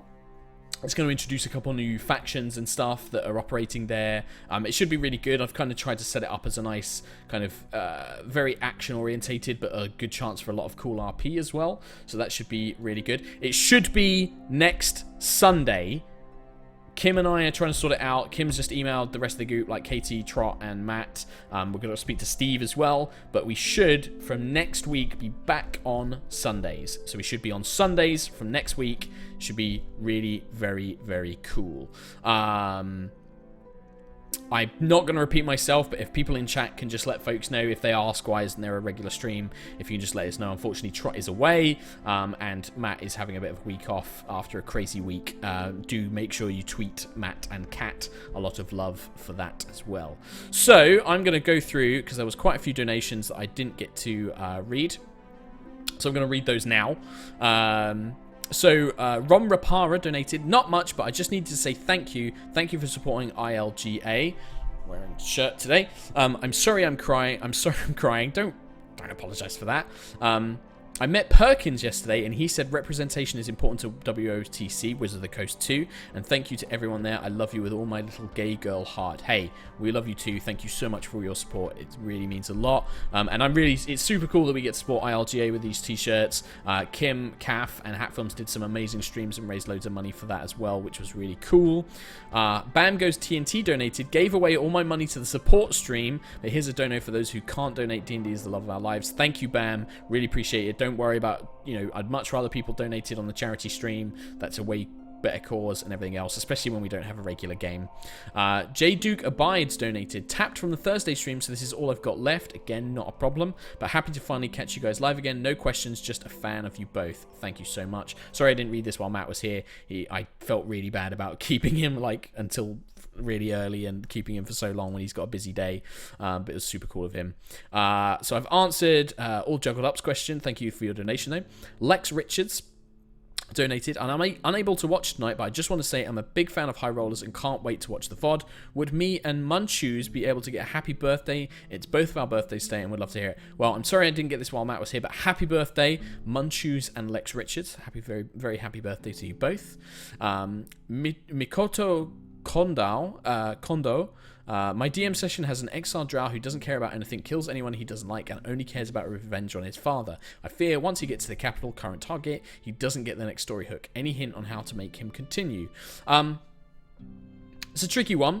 It's basically a case of if he doesn't feel invested by what you've encountered so far and hasn't bonded with any of the party members, a little blunt force trauma, tying the person who killed his father or revenge, or his father, if it's the one he's trying to get revenge for, tying him into your next plot, tying him into whatever's happening at the capital and beyond, is probably the most reasonable way to do it. Especially if they're an evil villain, that's, they don't have to be the big bad guy, but they could be supplying the bad guy with supplies, they could be related somehow, and basically giving that character and saying, hey, if you follow this party and if you carry on with what they're doing, you're gonna uncover clues that you need. Might also just be worth talking to that PC outside of the game and saying, look, this is a team game. I know you've got this really strong character and you want to RP them, but you still have to go along with the rest of the party. I'm going to try and make it, so there is a reason for you to do that, but just keep that in mind. If you want to go off by yourself, then I'm just going to run the game without you because, I can't just pander to you. I've got to pander to everybody else as well. So, maybe try that. That's a bit of a tricky situation, I know. Bam Gamers HD. How would you create a dungeon, Matt? P.S. I love your work. Keep it up. Creating a dungeon, honestly, my big tips for that is think of a good theme to structure your dungeon around. Like, what is it? Who left it? Why is it there? What does it protect? Or what does it have in it? Think of a theme that ties all of those together. Don't make it too big. Mega dungeons are really popular, but I find that they exhaust players if you're not in for a kick in the door dungeon crawl game. If you want to have a narrative driven game, make it short, no more than say 9 or 10 rooms. Make each room very unique and have its own story, and then build it around that. Those are my quick tips for you there. Elliot, hi Mark and Matt, question for you both. Oh, I've already answered this one. Tanarth, Matt, you've talked about starting small with world building, but when you started Taldore, sorry, this is a question for Matt, I didn't get to it while he was here. How did you decide what elements to weave to and link with other locations and characters to create those long-term connections to exploit and pay off later on? I can't obviously answer that one for Matt. I would imagine that it's very, like, he kind of talked a little bit about it, about interweaving character stories, having that from early on, and just, yeah, bringing that in slowly over time. Slow burn in the case of Vox Machina, it seems. A lot of stuff has come to light later on. Matt, Astro Machine, Matt and Mark, do you have any good stories about trolling your player characters, such as overly describing mundane objects so they think they are important, or notes in strange languages which turned out to be grocery lists? Well, I mean, for me, you guys saw it in the stream. It was the door that had to say the word Melora. That was one of my moments. I wouldn't even call it a troll. It was just a puzzle, but it was just great seeing them sort of trying to work that all out. That was great. Stranglethroat donated. Yeah, you say seems to be a lot. Like a lot. Yeah, I know. I'm terrible. I'm a terrible human being. My vocabulary needs a lot of work. I will try and not say that as much in the future. Villainous, I'm halfway catched up on Crit Roll, although it has only been a fortnight. I was wondering if Matt has learned how to say sigil yet. I don't believe he has. Banjo's Keeper, this is actually a question for me. Yay, one I can answer. Thank you for the donation. Hi, Mark. I'm cosplaying Korak at the next MCM. Wow. Any more information you could give me would be awesome, as the streams have always been fairly light on the specifics. Does he wear a helmet? No. Is Soul Shard more stone or obsidian-like? It is more stone-like. Obsidian-like. It's much more like a glassy crystal texture. Full shards tend to be, yeah, this kind of glassy... obsidian-esque, but with a lighter coloration, kind of a very gold, like an amber almost. What does the Talisval symbol look like? It would probably look like, I think it looks like the city, so it has like an inner circle, it has a wider circle with the 6 spokes, and that's probably about it. It wouldn't look particularly fancy. I hadn't really given it much thought until now. Hope that helps. Yeah, amazing if you're cosplaying Korak. It is C-O-R-A-K, it is K-O-R-A-K for the spelling, FYI, for Korak. And yeah, he's generally very muscular. He does have quite a lot of scars on his face, but because he's a Dragonborn, he has this very weird muzzle shape, so it's kind of more like, you know, scarring down the side of his face. His arms would probably have heavy scarring as well. Answered this one by Tanarth. Zer answered this one. Candid Arachnid answered that one. Zayqual, hey Mark and Matt, I am kind of new to DMing, terrible at voices and accents. How can I get better? Also, how much do you plan for? How much do you have to improvise? I often think I plan too little. Well, first of all, in terms of voices and accents, obviously Matt would have been the expert, but just practice in front of a mirror. Don't be embarrassed. Like, at the end of the day, you're trying to do an accent. If you do get embarrassed and it's not for you, don't feel you have to do them at all. You don't have to do accents. You can just say, she says to you in, a Mediterranean accent, or an Arabic accent, or Eastern European accent. You can just say that and then talk normally. But yeah, just practice in front of the mirror. Like, watch YouTube videos with people with different dialects, and then just practice to yourself. I talk to myself all the goddamn time, and I just waffle away, and that helps me practice loads of different voices. In terms of how much to plan for, I tend to say don't try to plan about, I would say for me, I plan a page of A4 per hour of the session. So if I'm going to do a 3-hour session like for HighRollers, it's normally about 3 pages. So, and that's a lot of bullet points, by the way, just to make sure that I'm not oversaturating myself. If you think you're planning too little, you probably aren't. Just try and condense that information down a little bit, and remember that players are going to fuck with your plans anyway, so try not to worry too much about it. Just make sure those plans that you have, you can reskin them as you need to. This one is for Done For Now. Do you prefer playing a DM's world or prefer keeping to standard D&D worlds? Also, which would you recommend for a new DM? So, new DM, play in Faerun because there's so much information out there. Get the starter set. The starter set has a great adventure in it called The Mines of Phandelver. Really good way to start as a DM. It's a great adventure, leads you in, tells you everything you need to know, and it just has a really nice progression, and it's kind of nice and open so players feel like they're making decisions, but you've got everything there. And yeah, like, I do prefer making my own world, but at some time, like, using a module is really easy because a lot of it's done for you. So it does take away a lot of the stress for it as well.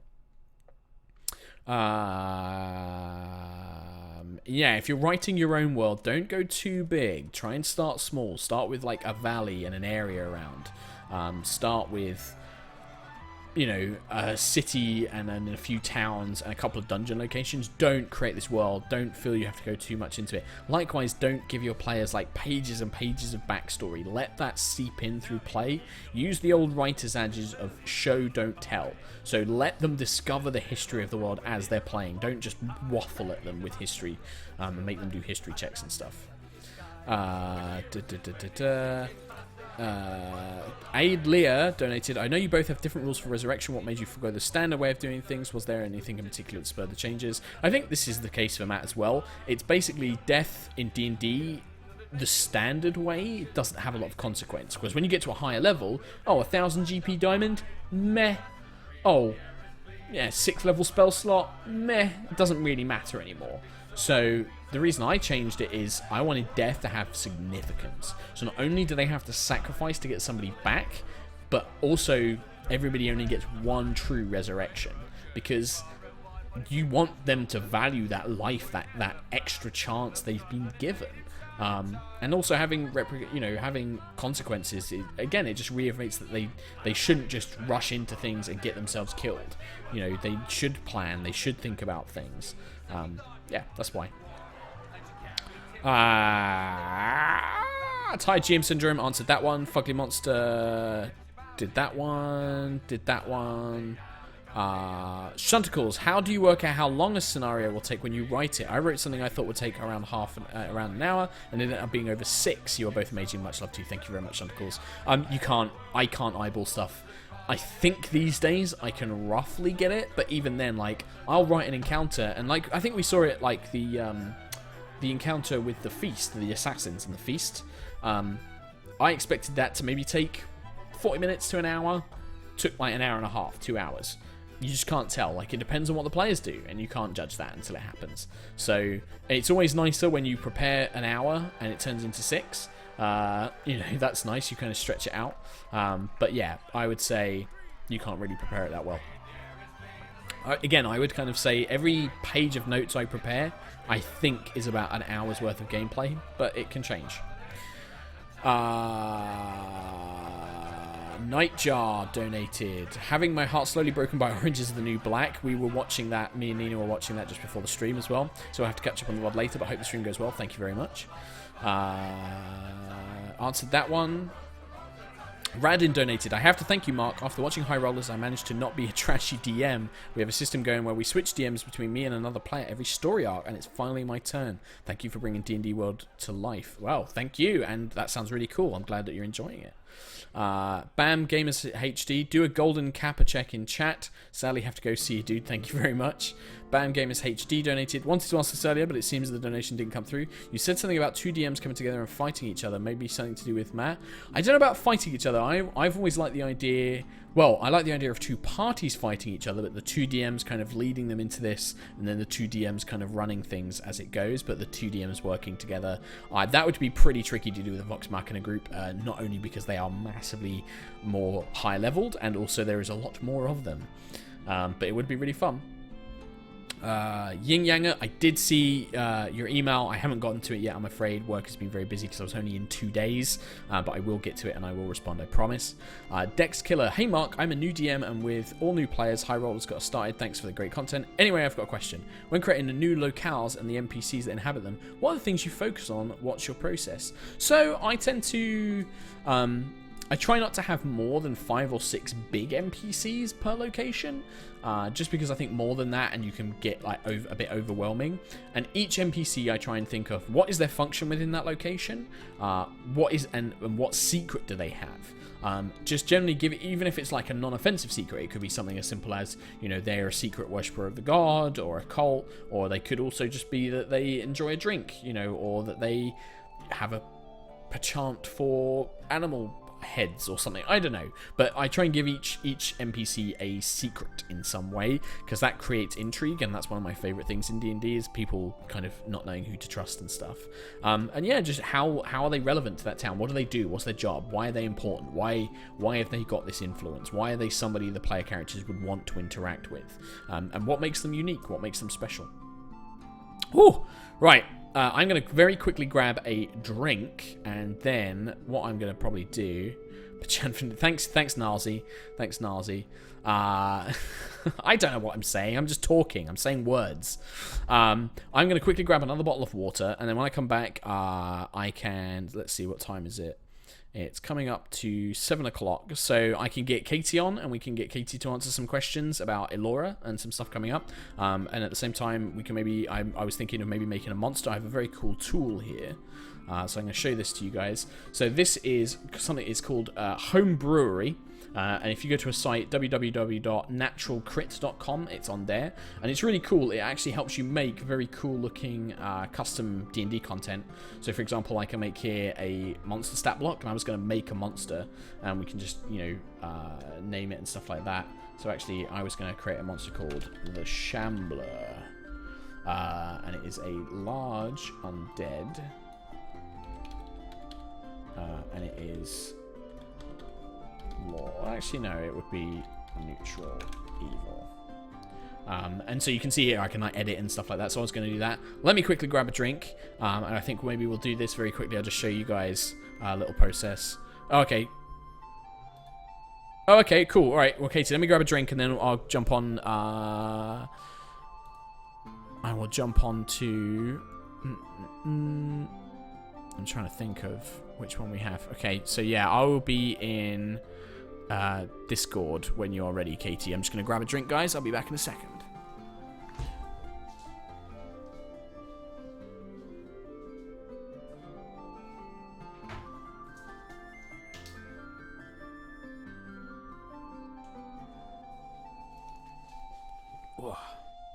Okay. So yeah, Katie, I'm just in the social club. I am recording. When you want to jump on. Ooh. So, I got another. This is from a critical role. Oh my. Oh my. Do you try and incorporate the other fantasy languages besides Common? Me and my DM are both Welsh, and I'm the only elf in the party. So... Oh, hello. Sorry. That's all right. You are far too loud, sir. Well, let me turn that down. Turn you down. So we're only able to incorporate a real elven language. I think none of us in the group speak a shared language, so we wouldn't be able to do that. I do try and use the other languages, but it doesn't tend to come up because the party mainly communicate with themselves. But yeah, I think language works best in things like puzzles or monster encounters, like, trying to talk to them in different languages and stuff. But yeah, that's pretty cool. What's that website called again? It is called naturalcrit.com, and it's called Homebrew, so I can actually go to it.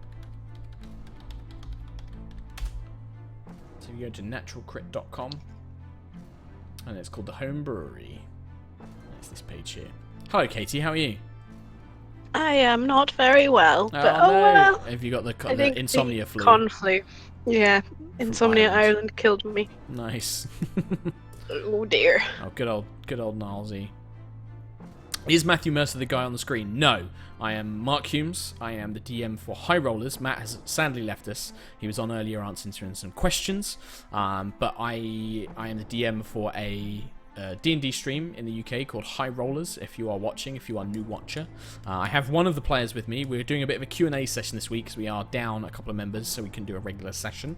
I have Katie, who plays our elven druid Elora, with us. Hello. Apparently I'm a bit loud. I don't know if you want to turn me down a little. Sound fine to me. I don't know what everyone else... Maybe everyone else has got it crazy volumes, but no, you're not too loud to me. Cool. Oh, Nilesy's screwing with the title. Thanks, Nilesy. Yeah, yeah, so if you guys in chat, like, if you've got any questions for Katie about Elora, you can always ask those. Ask me things. So yeah, I was saying earlier, I think basically the plan is, with the current storyline, is once the Trelemar stuff is done, naturally we'll move on to some stuff focused around Elora. So that will be pretty cool, because I think, like, so far it's been very Juto and Cam heavy, so it'll be nice to kind of transition into doing some more Trelemar stuff and then do some Elora Elven stuff as well. Yeah, I guess, like you were saying, it's a bit difficult because Elora's things are so, I don't know, like, out with the city and things like that. Certain things, like Juto's stuff, happens where Korak is. Trelmar's things underground, but Elora's is very much spires that can be anywhere, really. Well, it's the problem is like, you know, going to the city, like the Juto Korak thing is like, obviously he was there, Cam had the performance, but also we've had a lot of stuff happen along the way, which is just kind of not sidetracked it, but you guys have gotten caught up in and you wanted to resolve. Whereas the spires, because they can be anywhere, but most of them have landed, and so they are in specific points that are away from the city. So it's kind of like you'll need to go out and do those. But I think, like, it's kind of one of those things of once we do the Trelemar stuff, that will make it a much more natural progression of like, okay, we've done Trelemar's thing, now, you know, and I don't want to spoil anything, but it's like now we have to go and do my thing or Elora's thing because of reasons. And so that will just make it flow a lot nicer. And unfortunately, when each character has their own sort of little mini story, it's hard to get everybody's at the same time. So it's taken a bit of time, but it should be good. I've got some really cool ideas on some stuff to do. Should be very... But at the same time, that's why you have the overarching sort of Broken Sky type thing, because even if there's not essentially something for the character there's always that overarching thing that will affect everyone. Yeah, that's so exactly it. No one's ever left without sort of something to be doing. Yeah, exactly. So that's where it's been quite nice. But yeah, I'm looking forward to doing some more character-focused stuff, because it will be very feels. Yours will be anyway. I don't know if Trelamar's will be very feels. Trelemar doesn't do feels. Trelemar doesn't do that. No. I see someone in the chat say, there's a few questions actually.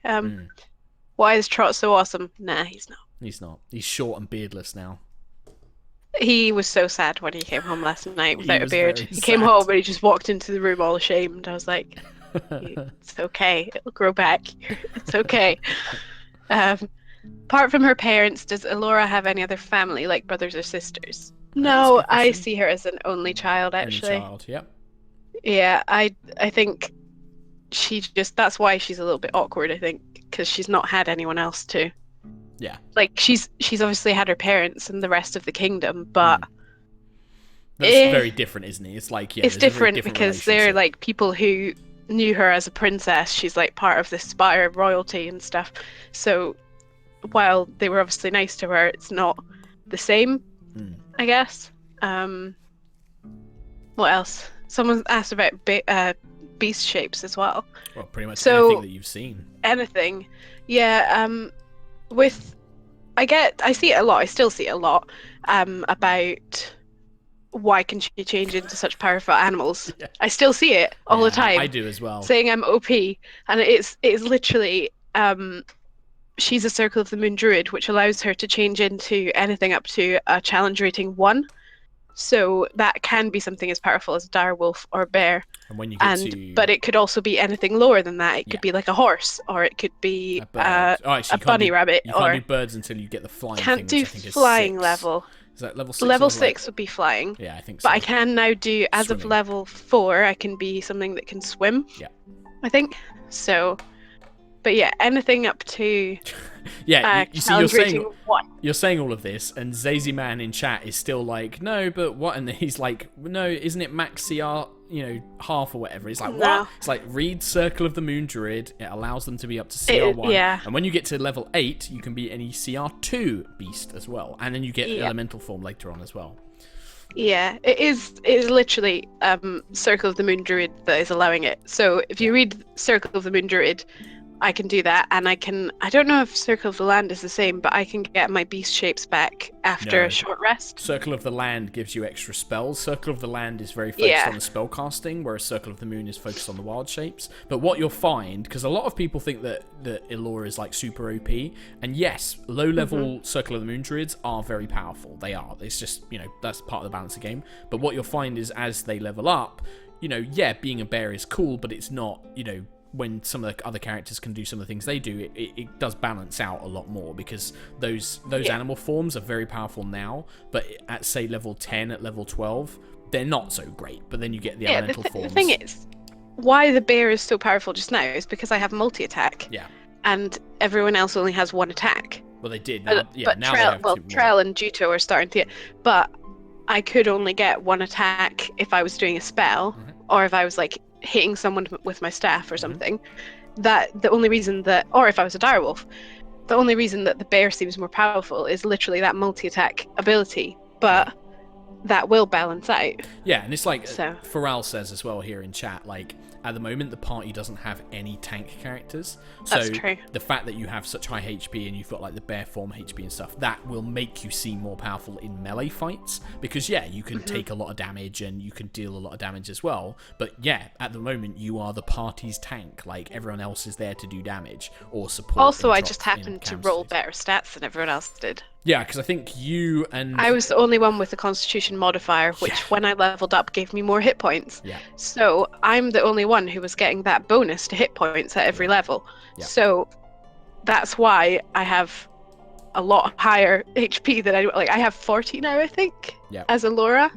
And then if I'm a direwolf, I've got I think 37. Yeah, so I think that's bear is 34. So you've got 70 odd hit points in total at the moment, which is crazy. Yeah, which allows me to be the tank. Yeah, exactly. Yeah. Quite a few people are saying. I saw a question there. Somebody, where was it? Oh, you cut out there. No, sorry, I was just saying. Somebody was saying. Somebody had a question about Elora, about how does she see the group or something, but I can't find it. Oh, each member of the group. Yeah. Yeah, so I think Cam confuses her just because he's confusing. Yeah. I think probably Trelamar probably intimidates her a little bit because he's just a bit mysterious and tall, and he's a drow, and she's probably never met that before, so. But Juto, I think she's really trying with. Yeah, like she's really trying to be friends with Juto. And I think Juto's reciprocating that now. Like, we're starting to see the two becoming closer friends because of that relationship. And how did the age change affect it? I think, if anything, Juto's age change probably made her more feel like she had to be friends with her because she wanted to sort of protect her a little bit. Yeah. But the age thing is very different for elves because Elora is 113 years old. Yeah. So she's older than... Is she older than Trell? I think she's older than Trell. Yeah, well, yeah, I think Trell... Actually, I don't know. I need to speak to Matt because I don't think Matt's actually thought about it. I think you would be very similar of ages because he was quite, in his backstory, when stuff happened, he was quite young. So I think you guys are similar of age. So I think about but I think the Juto and Elora, it feels to me like a very sort of younger sister, older sister relationship, sort of growing, sort of looking after her but not looking after as such, but sort of being there to support her and when she has her moments, kind of helping her and I think the fact that she's now sort of seeing some sort of some part of that friendship back from Juto. Like, initially it was a bit of a fight, but now that Juto started to sort of respond to it, she's even more inclined to stick with her. Yeah. And whereas Cam has always just been this funny guy that she doesn't really understand. And it's how the rest of the world sees Cam. Yeah. And they're all she trusts them all. But I think she probably trust Juto a bit more. Yeah, that makes than sense. The others. That makes a lot of sense. I think that that's very useful. There's a question here from Tunarth, who donated. Sad for no game, but enjoying the Q&A. Mark, what inspired the story for High Rollers campaign? How much do you use homebrew monsters versus standard ones? And Katie, are there any shocking secrets we have yet to see about Alora or her background? Do you want to answer the first one? Your one? I don't think so. I've kind of kept Alora a bit, I don't know, a bit of a blank canvas in terms of backstory. Like, she's got her family and stuff. Yeah, I was going to say, like, I think the royal family side of things is probably not a secret as such, but it's definitely an aspect of her that we've not seen, because, you know, they haven't seen she doesn't know how to deal with it. Yeah. Like, she knows how to deal with it at home, in her home spire, but she doesn't know how to deal with it outside, like, in a different kingdom when she's being seen as royalty. She doesn't know how to sort of represent that there. Yeah. Because it's so chilled out back at her spire. Like, she's always been this kid that everyone's like, oh, it's just Alora. But when she gets outside of that, she doesn't really know how to act like a noble. So, but the rest of it, I mean, Alora's very heavily inspired by the world itself, like Mark's world, because when Mark told me about the Elven Spires, that's when I decided what Alora was doing, what she was doing in the world, like trying to find those spires. And so I've left kind of a lot of it to Mark, and I know that if there is some secret thing, I'd rather not know it. I'd rather that Mark just kind of presents that when it comes up, if that makes sense. Yeah, it does. I have things planned. I know you do, but you always have things. Not mean things. Everyone thinks I'm so mean. I'm not mean. I just react to stuff that you guys do. That's not mean. I'm neutral. I'm very neutral. And in terms of the other question about what inspired the story, no, I don't know if there was anything specific, rather, that I had the idea for the Lightfall. That was just an idea I had, and I thought it'd make a cool campaign setting. In terms of the Broken Sky and stuff, I think it was very much inspired... It kind of really started with Felania, the princess. I created her as a potential villain I thought would make a cool villain, and then I built the organization out from her, and then I went, okay, well, how would they fit into the world? What kind of things would they be doing? What kind of activities would they want? And then that's kind of then fed into the other Broken Sky arc story that we've had, and that's what you guys have been saying. You know, that's what you guys have been dealing with, rather. So yeah, so like that, I wouldn't say that there was anything that particularly inspired it, but it all kind of very much stemmed from the world I built and then creating this villainous character that is then going to spread out from there. And in terms of how much do I use homebrew monsters, I don't use as many as I'd like, but I'm going to try and change that once I get more free time, because that's my biggest thing at the moment, is just I don't have a lot of time to sit there and create stuff. I'm hoping that I can maybe get some more free... Yeah, that's like, honestly... What is time? Yeah, exactly. What is free time? I have none of it. So that's definitely something I'd like to improve on. Like, I'd like to also do a lot more... Like the letters that I did for you guys, like, I'd like to be able to do more stuff like that was cool. Yeah, like, I'd like to be able to, like, make little props or bring in little puzzles for you guys, or sort of trying to make more interesting Dwarven Forge maps, or making nice little sets and stuff like that. I'd like to have more time to do that, and I'd like to make more homebrew monsters as well, because that's something I really enjoy doing. It's really fun. I'm gonna go through chat and see if there's anything else. Everyone's just like, he has plans, consequences. He does. No, I'm nice. But yeah, so that's how it's going. Yeah, so hopefully we'll be back next week. I don't know if you saw, Katie, but Kim's email, we should be able to play on Sundays, potentially. We're both fine for that. Yeah. So I said it to Chris earlier today, and he's fine with it. Cool.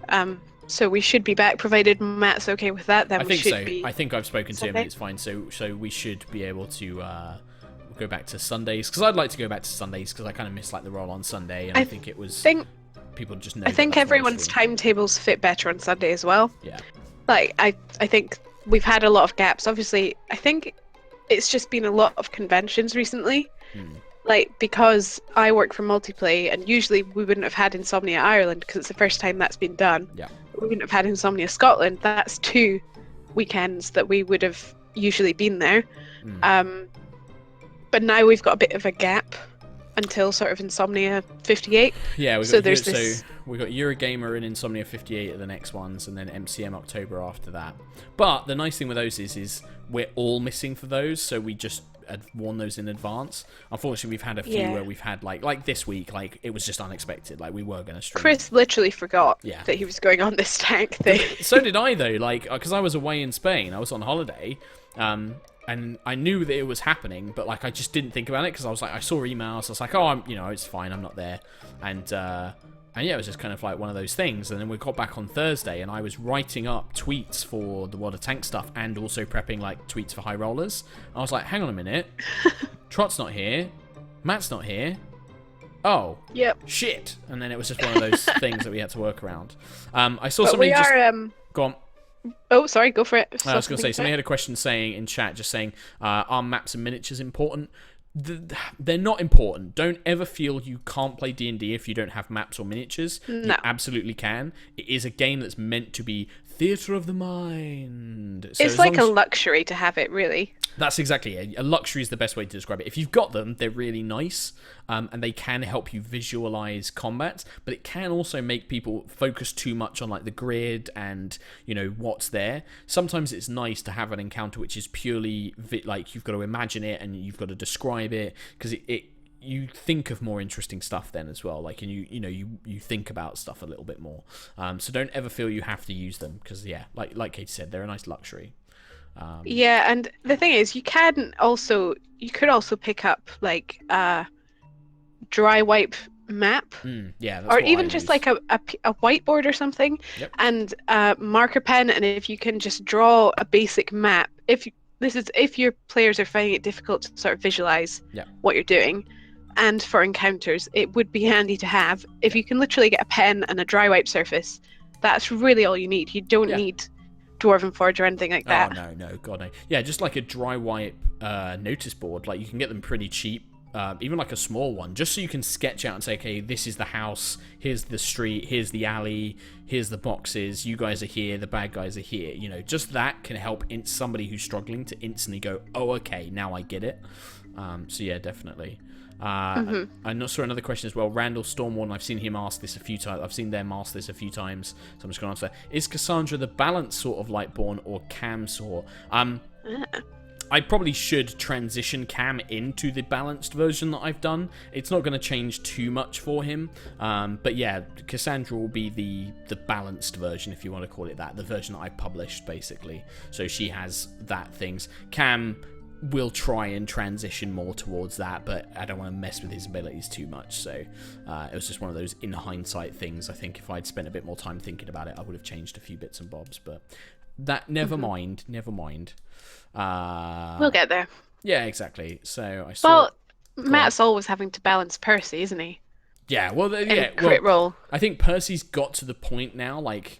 Because you're right. For a few sessions, he had to tweak some things, but now that archetype, the gunslinger archetype, is pretty much stable and like it's settled. Yeah. Whereas like if he had a blood hunter, that thing's changing all the time. Same with his maestro and stuff. Because it is just like you learn through play and stuff like that. The Lightborn is definitely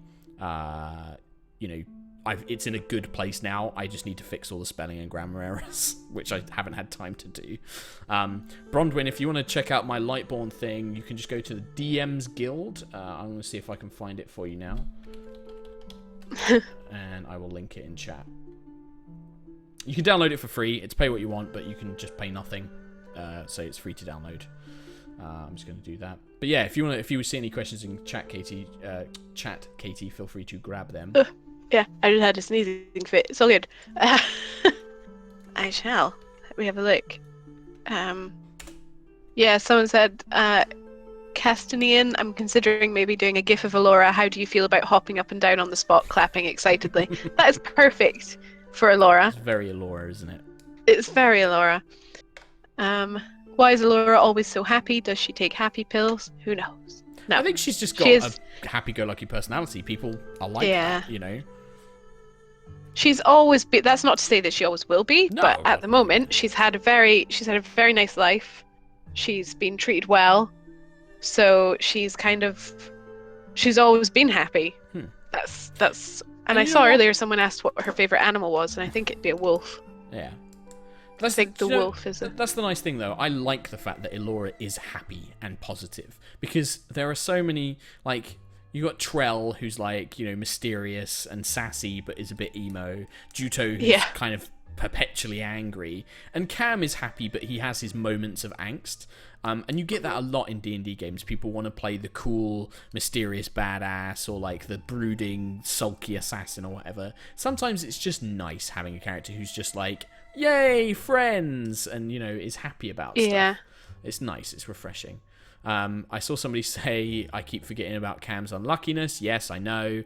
I forget about a lot of things. When you've got like all of your sheets and notes and you're trying to think of everything, it's very easy to forget stuff, unfortunately. But I am going to try and be better on that. I've got like some post-it notes that I'm going to stick to my DM screen. So, is Elora based on Merida by any chance? I can compare the two personally. Excuse me. Somewhat. I guess I've personally I really like elves, so I wanted her to be an elf, and I really like archery, so that was a thing as well. Merida is Scottish, so there is that comparison with the archery and the Scottish accent, I guess. I was going to give Elora an accent, but I thought that for my first time playing D&D, I kind of wanted to focus more on the actual playing of the game rather than trying to keep an accent going. Yeah, it's hard. It's really hard. Just trying I did compare. You're right. I did compare Laura to Merida during the intro, like when the doors open and she's shoving an apple in her face at the start of the movie. Yeah, that's like the level of princess that she is. Yeah, like not princess. very. Yeah, definitely. Yeah. So I guess there is a little bit of inspiration there. Yeah, definitely. I was just seeing there. Somebody's waiting for their HighRollers shirt because they're in Australia. I hope it gets to you. Yay, HighRollers shirts. I'm wearing one right now, actually. How are you? Yeah, I am. I've got mine. I'm because of the last mistake I made where I wore it on holiday in Spain. I did take my HighRollers shirt with me, so I was wearing that on the beach one day after my sunburn. Oh yes, the sunburn. So bad. Although everyone thinks like my face is sunburned, it's not. It's just this camera, and it's really hot in here. That's why. The Magpie. Do you base any places, situations, or characters on films, books, or TV series? Hell yeah, I do. I love I read a lot of fantasy fiction. I watch anime and stuff. If I see a cool idea and I'm like, oh man, this idea's inspired a monster or an NPC or a place, yeah, I'm going to use it. I won't rip it off completely. I will be inspired by this creature, this monster here is inspired by something I watched in an anime recently. And it's just you take a cool idea and you make it your own. But why not? If it's a cool idea, it's a cool idea. I'm not going to worry about people going, you copied this from blah, blah, blah, because, at the end of the day, a lot of stuff is inspired by itself, so everything else. That's not a bad thing. No, you need to find inspiration somewhere. Yeah, exactly. So I don't think that see that as a bad thing at all. No. Are we going to see Elora use more plant magic? Probably, but at the moment, I think I've been more focused because of being the whole tank thing. Yeah. I feel like being an animal tends to just be my go-to thing to do. And especially since you've got Trell, who's a spellcaster, sort of, because with the warlock, he's doing damage. Cam's often doing the support role of healing. So really, you're kind of needed more in the bear form or the wolf form to kind of, as you say, be the tank anyway, really. But I think as well, now that you're 5th level, you will start opening up more and more interesting spells, but I find with the Druid, call lightning. Call lightning. But I find I haven't tried that one yet. A lot of their spells are very situational, so you'll have a great spell for a certain situation, but it might be not that usable the rest of the time. So that's what I find with Druids anyway. So a lot of their spells are very, very situational. I think also the whole turning into an animal thing is she feels like if she's up in someone's face being an animal, then it's going to protect Juto, who would be behind her. If she's a big bear getting in the way, then it'll distract them more from other people. Yeah, definitely. So a little bit of protection as well. Red Tier 96. Mark, do you prefer when a session goes exactly as planned or when you have to improvise the whole thing? My party are pretty unpredictable, and it's a fun challenge to do it all on the fly, but it's exhausting. Yeah, that's kind of my view on it. Like, I love it when I have to do the manic improvisation and you guys doing crazy stuff, funny stuff, but it is very tiring, and often I come away from a session like, oh god. But at the same time, I prefer that because it feels more organic. Like, the planned stuff's fun, but yeah, I think I prefer it. And there's a donation one as well.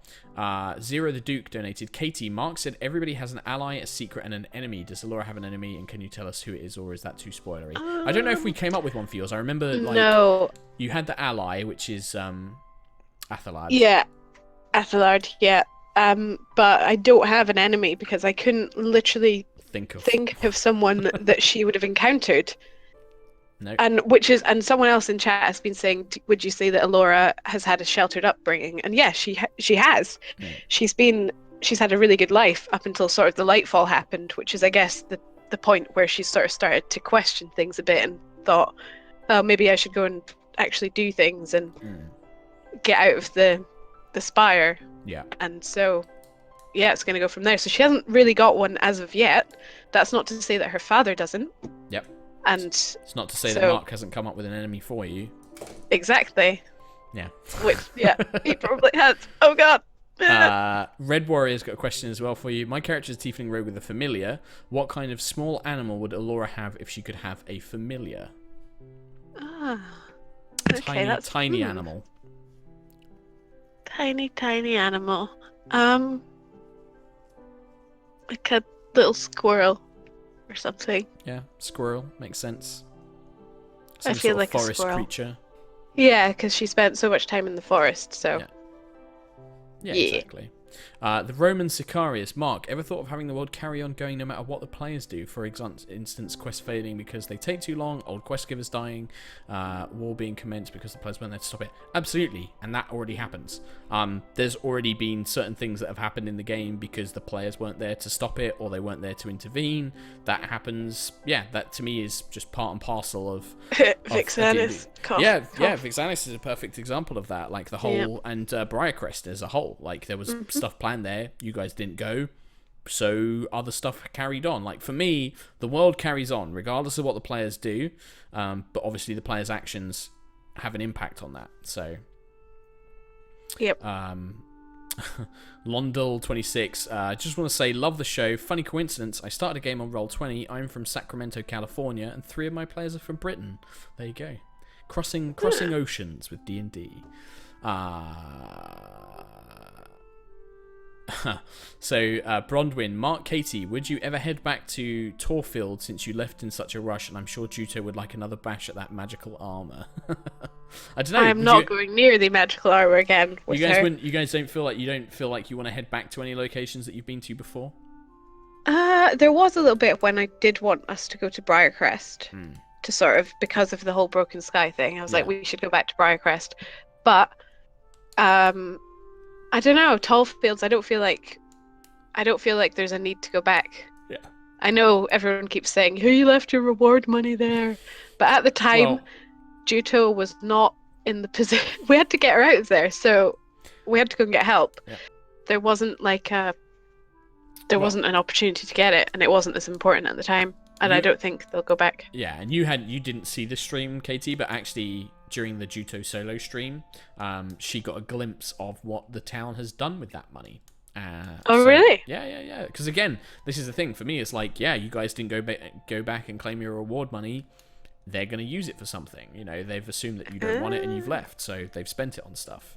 And there's certainly been things from that have happened. So yeah, that's again for me. It's just like all those little decisions are things which will make really nice interactions along the line.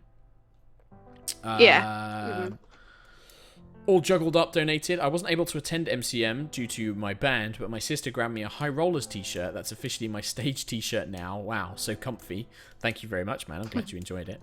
What has been one of the biggest, funniest mistakes, dice rolls you've made as a character while playing D&D? Can you think of anything? Because I'm struggling. Biggest mistake? Yeah, biggest, funniest mistake, dice roll.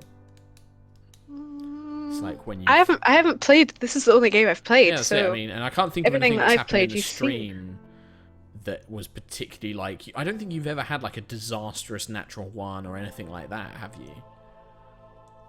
No, I've just had really annoying threes. Always threes. Always threes. Always, those Always goddamn- threes.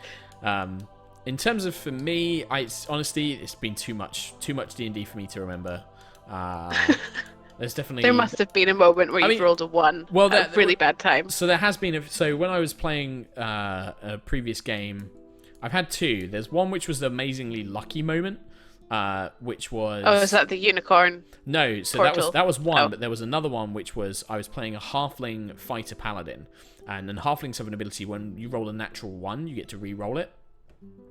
And I was death saving throws, and I was down. I was like, oh, if I roll a 1 now, I'm gonna die because I had the 2 strikes, like a judo thing left, right? I had 2 strikes, but if I was like, oh, if I roll a natural 1, that's it. I get 2 strikes. Rolled a natural 1. I was like, ah, and then I suddenly realized I was like, wait, I'm a halfling. I get to re-roll natural 1s. Rolled it, natural 20, and it was just like, oh, Nice. it's just one of those proper like crazy turnaround moments. So yeah. You did get killed in. Smith killed you in Trot's campaign. Yeah, well, that wasn't so much unlucky. That was just I was playing a very stubborn, headstrong dwarven paladin, and she rushed in and she was basically fighting an invisible creature, and I was just like, nope, I'm not giving up. Nope, I'm not going to heal myself. I'm going to kill this thing. I'm going to kill it. I'm going to kill it. I'm going to kill it. I've sworn to kill it. I'm going to kill it. And I fought it, and I got it down. In fact, actually, I think oh no, that it was like the big bad final boss woman. That's who I swore my oath against. And I ran in there and I destroyed her. She was like one of these main villains that we were supposed to fight, supposed to be a really big fight, and I just got lucky and just destroyed her. But she had this invisible creature, like an invisible assassin, and like her last command was kill the dwarf woman. And so this thing just chased me, and I just couldn't get away, and it was just hammering me, and it got me down.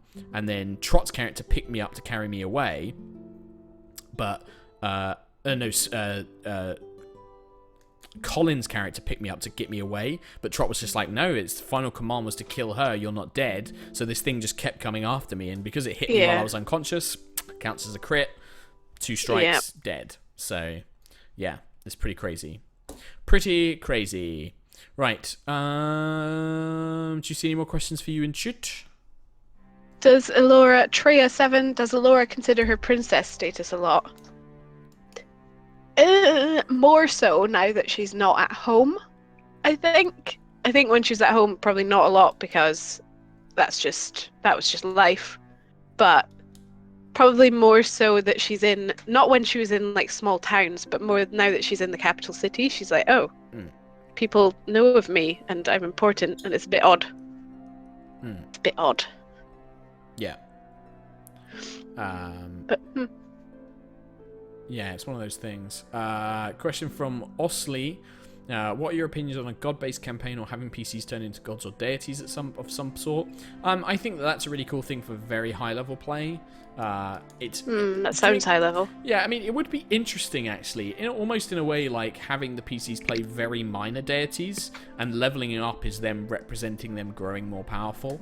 That could be kind of interesting, like very kind of American Gods by Neil Gaiman sort of style, like gods reborn into mortal forms and stuff. That could be kind of cool. Ever have a moment where you realise you've made an encounter too hard and have to try and scale it back on the fly, but fail because of dice rolls? Generally, no, because I tend to balance everything pretty easily. The problem is that I can balance an encounter completely fairly, and it can still be too damaging. Case in point, the animated armors. Absolutely fine if there had been 4 of them. When there was 2 of them and one was low on hit points, well, yeah, it doesn't really help. So that didn't help. I don't think I've ever had to do it on a fly. I would say that also it comes down to the PCs. Like, if they fight an encounter and they're like, holy shit, this thing is kicking our ass, they should think about running away, because you can't necessarily win every fight. So I think that's definitely something as well.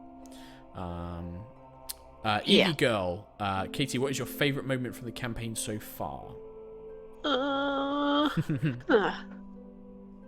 Resurrecting Juto. I Yeah. think. That was definitely emotional. A cool moment. That was a very good story. It was I the think. damn music in the background as well, Steve. Damn it, Steve. Steve did He a was very playing like good job with that.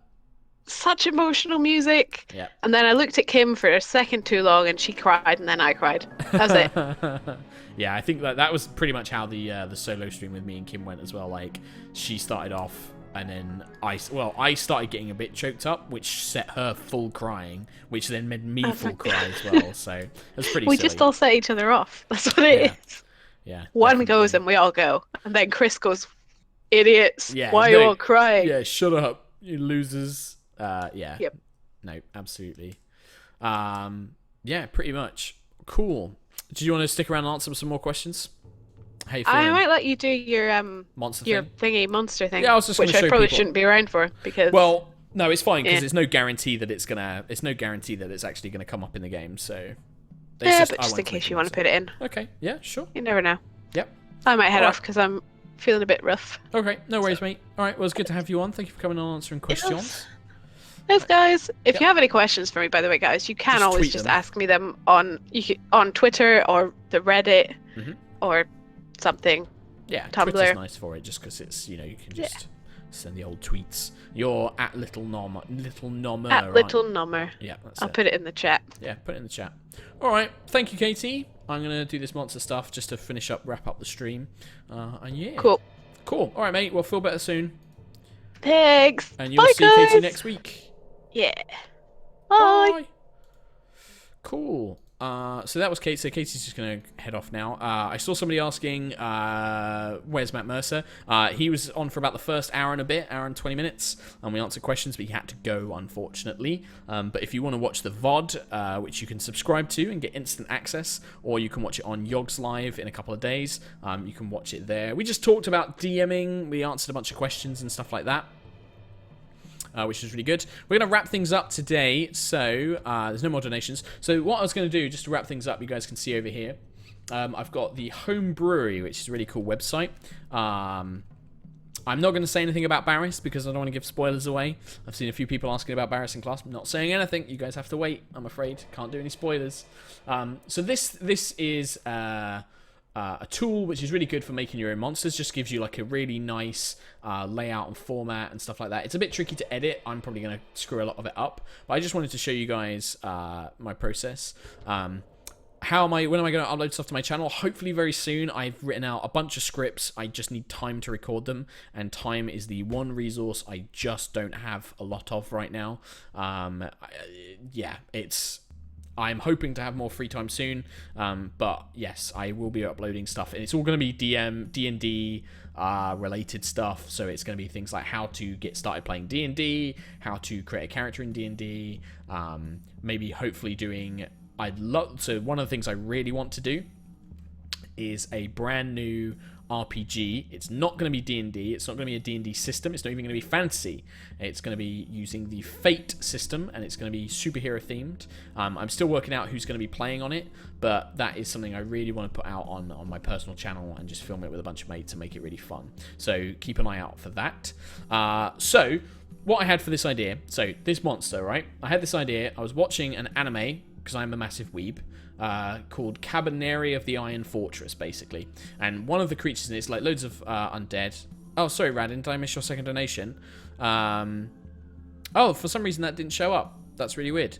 Radin donating again. I made my world about a month. Travel across the world of Eris is huge, but I love every bit of it. Question: how would you make a demon-worshipping Dark Knight summoning group of right assholes as a big overarching enemy? So the main thing, and this is something which I've tried to do with the Broken Sky, is it's all about foreshadowing.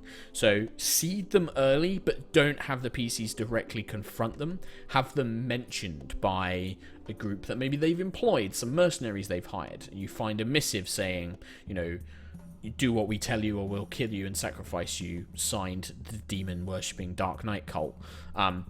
Lead them on, like have people speak about them, have it become something big. Maybe have them fight one person, like a single member of it, who's actually really scary and powerful, and build up that threat. But mainly focus on who their leader is, because that's going to drive what their goals are, what they're trying to accomplish, and how they do it.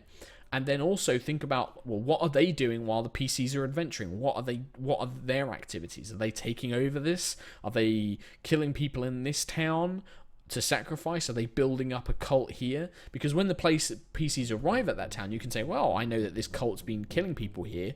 So when the PCs arrive, there's a hook about, oh, there's so many people going missing, don't travel out at night, it's unsafe, blah, blah, blah. And just think about stuff like that. That's really the best advice I can kind of give you. Right. So I think that's all of them. So this idea, so this Shambler, this is an idea I had for a monster. And the idea is I wanted to take a shambling mound, which is in the player's handbook, in the monster manual, player's handbook. So I'm going to try and get the... avoiding hitting my microphone.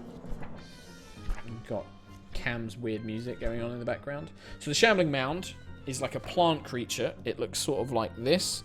And it's like a writhing mass of plants. What I wanted to do was create a monster called the Shambler, which is a similar concept, but instead of being a massive pile of plants, it is a massive pile of corpses.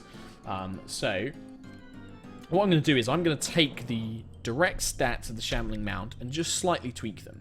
So we've changed the top up here. We've got large undead, neutral evil. The armor class, now the Shambling Mound has an armor class of 15. I think that sounds about right for our creature. We are going to be slightly changing its hit points and some of its attacks and stuff. But I think an armor class of 15 makes the most sense because you're striking all these different half corpses together is what I kind of imagine it as, like all these different bodies kind of writhing together, kind of latching onto each other to form a larger creature. Yeah, it's going to be pretty spooky. Too spooky. So in terms of hit points, again, I'm going to sort of change it. So the Shambling Mound has 136, and it has 16 D10 plus 48 as its hit dice. That's way too much for me. This is going to be a CR5 creature. So this is a party of 4 5th level characters. Ho, ho, ho. You might think that sounds familiar. A party of 4 5th level characters should be able to fight one of these as a medium to hard encounter. I think this is a bit too much, so actually we're going to reduce it down. I'm going to take it down to about 94 hit points is what I think is about right. I'm not going to bother adjusting the hit dice. In fact, we're going to get rid of the hit dice because I don't need them. But I reckon 94 hit points is about what I want it to be. Now, in terms of speed, I thought about this. So it's not going to be as fast as a normal creature. I want it to move at about 20 feet because that represents it being a slightly bit ambling. But it's still got enough speed to be a threat. However, the other thing I wanted to add to it is a climb speed of 20 feet. Reason I wanted to do this, that's climb, not climb.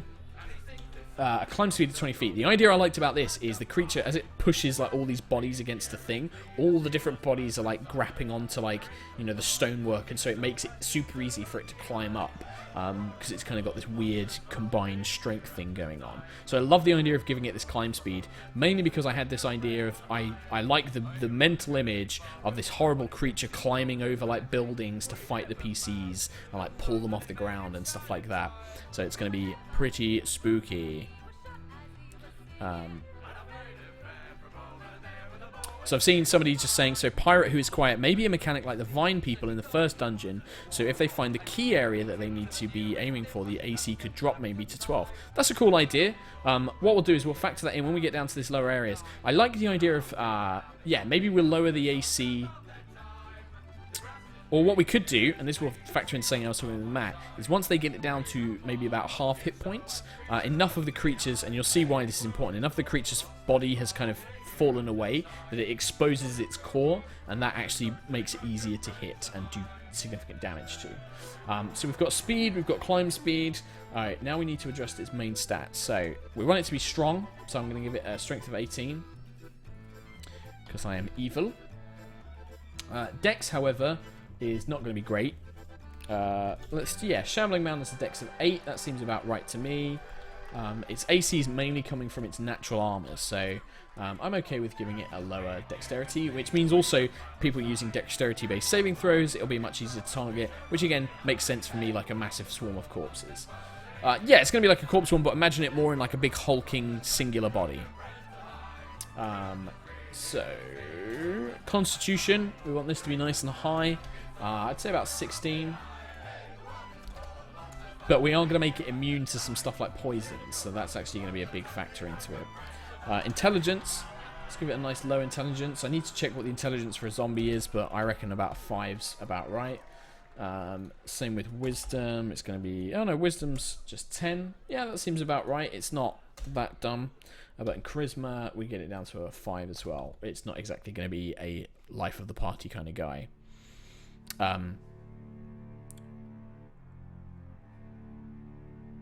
So I'm seeing a few ideas. Bear with me, guys, because a lot of what you're suggesting is something that we're going to say. Is this too small? Let me edit scene then. So I can make it a bit bigger, but I'm just going to have to move myself out of the way. There we go. So yeah, so what is creating this? So people are asking about the lore of this creature. So what is creating this creature is good old necromancy. So this is an undead creature. So what I like the idea of with this one is a necromancer has basically piled a bunch of bodies together and then animated them, and they've kind of grown partially, you know, necromantic magic has fused part of them together, or like it's commanded them to latch onto each other to create basically a big hulking brute of a creature. So we've got those. So now I'm not going to worry too much about skills because this thing is untrained. It's a big dumb undead. I'm just going to use its raw stats, but we do need to think about things like damage resistances and stuff like that. So we're actually going to copy. So you can see that this homebrew does require a little bit of whoops. Oh, how do I? This is where my lack of formatting knowledge comes into play.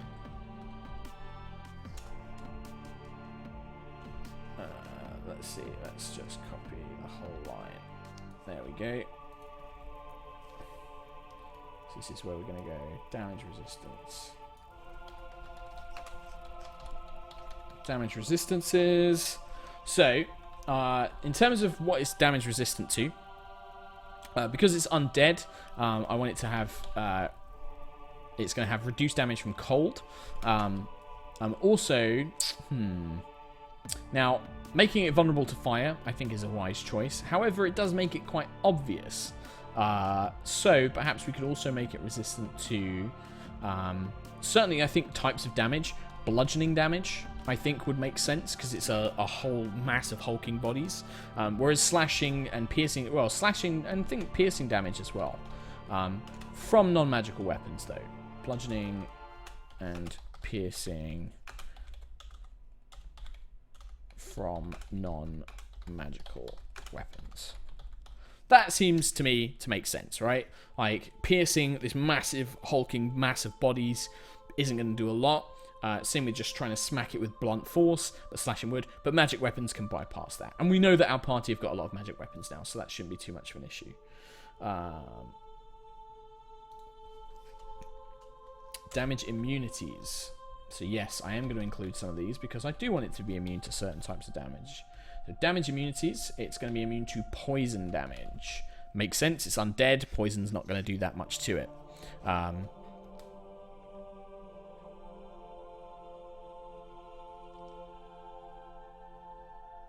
So,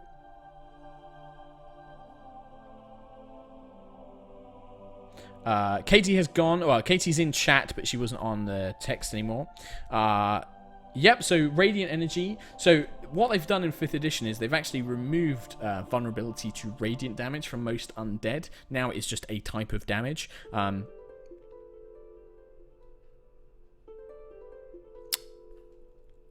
going to stick with, so we've got this stuff there. So it's immune to poison. Condition immunities. Now, this is going to be quite a long list because it makes sense that, for example, it can't be blinded, right? It's got loads of different pairs of eyes. It can't be deafened. It can't be exhausted.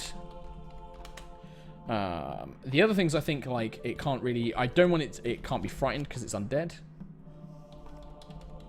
And let me have a look. Let's have a look at zombies. They're a good thing to go by. So what do they have? Oh, they don't actually have that many condition immunities. That's interesting. Let me have a look at a more powerful undead then. Because I think it's kind of silly to have it, so... Yeah, we can't have it charmed, that makes sense. Oh, it should be resistant to necrotic damage as well. In fact, actually, I'd say it should be immune to necrotic damage. So, charmed.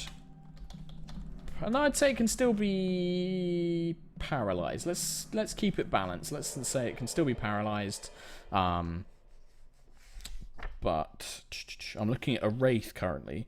Yeah, it can be restrained. It can be grappled. Prone makes sense as well. So we'll just leave it at charmed and leave that there. Senses. Now the shambling mound has blind sight, and I think we won't give it blind sight in this case. And in fact, its passive perception is going to be a whopping 10. We won't give it blind sight, but I think it makes sense that, yeah, it has maybe advantage on perception checks or something like that. Languages, probably none. It's undead, doesn't speak, and it is a CR 5 encounter, which is 1800 XP. Boom. Cool. So now we've got a little bit of section here of where we can write down abilities. So this is now here's where I want to get into some of the stuff that I thought was really cool. So I'm going to move my book out of the way so I can type a bit easier. So here's the idea I had, right? So this is going to be called Mountain of Bodies. And then the text for this is whenever this creature takes 10 points of damage, part of its body dislodges and becomes a zombie that acts on its initiative. The zombies have reduced speed. Actually, no, I won't do that. We'll go into that in detail. When the shambler is slain, all remaining zombies die. It's not exact wording for the PHB. So basically the idea is that every time the party does enough damage, part of one of its bodies dislodges but is still animated, and so presents itself as a potential threat to the party. And I like the idea that this thing is like crawling, you know, over buildings and stuff, and as they're fighting it, these bodies are dropping off. Maybe some of them have got like only their top half or only one half of their body, but they're coming after the PCs as well. Because at their level, at 5th level, a CR quarter zombie isn't a huge threat, but if they start mounting up and there's a lot of them, they can become quite scary. So the PCs then have to think about, well, how do we crowd control this? How do we deal with them, etc. Look, don't worry about my spelling, guys. Don't worry about my spelling or my wording. Like, we're just doing this quite roughly.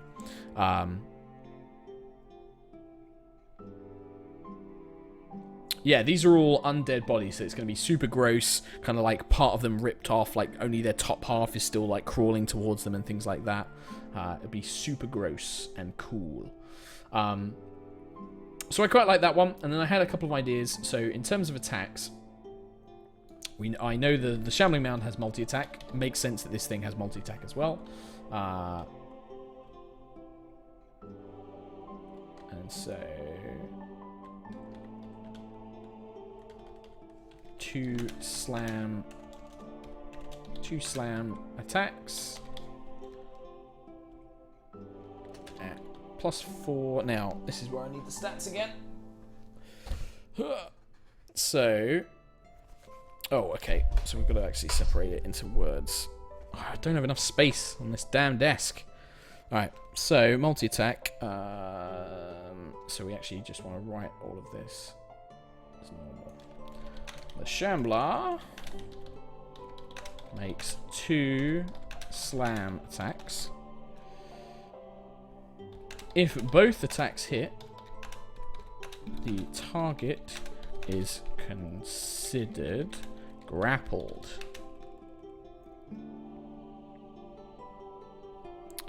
Escape DC of 15. Now that's going to be important because what I want, the other thing that this creature does is if it hits a creature with both fists, it pulls it in and the combined weight of all these bodies crushes it. So it has like basically at the start of its turn it will do crushing damage basically. They are all connected through evil necromancy juju. Things like that I'm not too worried about trying to, give it a thing. Yeah, like, again, it doesn't need to be based in realism. I like the idea of vulnerability. So let's go back to do vulnerabilities. So up here, let's copy and paste this. So there's a couple of vulnerabilities I like the idea of. Like, so I like the idea of large target. This is a heyday from 4th edition. If targeted by a spell or ability that affects an area of effect, that, or if targeted by a spell ability that, affects a area, the Shambler takes double damage from the attack. It also does not drop bodies as per it does not trigger its Mountain of Bodies ability. So I like this. So the idea is that things like a Burning Hands or another wide area of effect spell, it's hitting all these different conjoined bodies, which is going to do more damage to it. And also, it's not going to tear parts off it that it forms these zombies, basically.